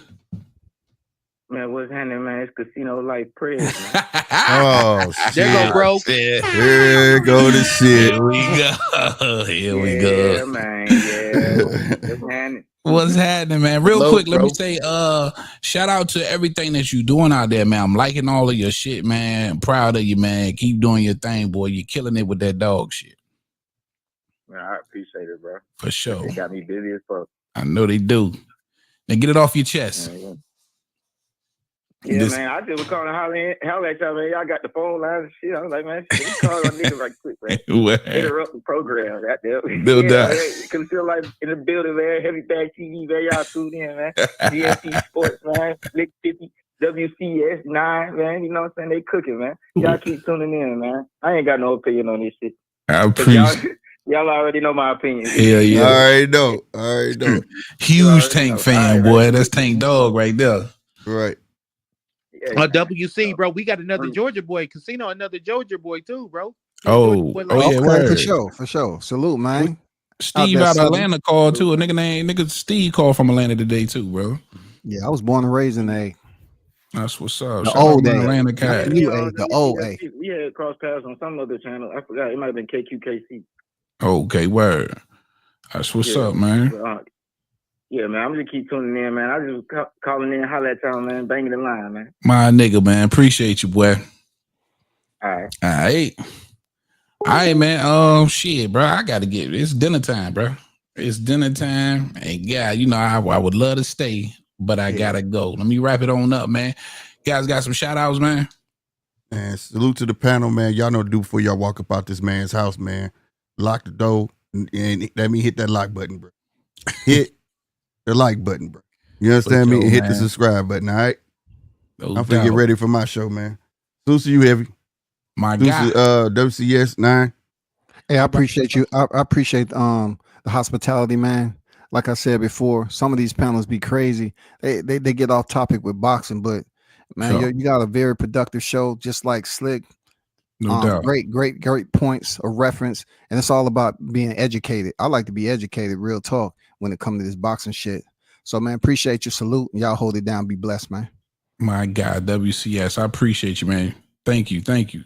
913, take us home, man. Hey, y'all, man. Y'all hit the motherfucking like button. Hit the subscribe button. You know what I'm saying? Salute to everybody in the chat.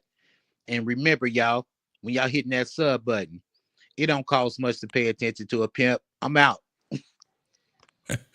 My guy. All right, heavy. Thank you, man. Appreciate the panel, man. Everybody, Slick 59, WC came through, man. All of the callers, thank you so much. Coco, I see you, girl. I appreciate you. The chat, my Aussie family, my Australian family, man. Thank you, man. Mark Wynn, DJ Punch Talk. Thank you so much, man. That guy, thank you. I appreciate you, man, for coming through. You already know. Blaze, what up, boy? Good to see you. That's all I got for y'all on this one, man. Great show. Again, I'm about to roll the outro. If you want to get in the outro, hit me on IG at Heavy Bag Boxing TV. Shout out the channel. I promise you, I'll get you in the outro for sure. All right. Also, if you want to send me something that you want to talk about on the show, at Heavy Bag TV on IG, shoot me the DM. I promise you, I'll get back to you. All right, man. Big T.O. Heavy Bag. I'm out of here. Heavy Bag Boxing TV. Y'all make sure you go sub up to my man Heavy Bag Boxing, man. Get your dumb ass in and hit this bag. The Heavy Bag Boxing TV. Y'all just go ahead and subscribe to Heavy Bag Boxing TV. He be lit on his channel. And Heavy Bag Boxing. Heavy Bag Boxing TV. Yo, shout out to Heavy Bag Boxing TV. Heavy Bag Boxing TV. Heavy Bag Boxing TV. Heavy Bag Boxing TV. That's my little bro. Princeton 412 in the building. Shout out to my guy T.O. Heavy Bag Boxing TV. Get your bitch ass in here and hit this bag. Heavy Bag Boxing, right? You heard it from me. You heard it here first. Heavy Bags Boxing. Straight out of Norfolk, baby. Let's go. What's up, y'all? Shout out to Heavy Bag Boxing TV. You are tuned in to Heavy Bag Boxing. Get your and hit this bag. Shout out to Heavy Bag Boxing. It's the one and only Blazer Flair. Woo! Yo, what's up? It's your boy Zach, Super Judah, 6-time champion world. I'm giving a big shout out to my home team, Heavy Bag TV. You heard? Keep it live. This is Showtime Sean Porter, and you are watching Heavy Bag Boxing.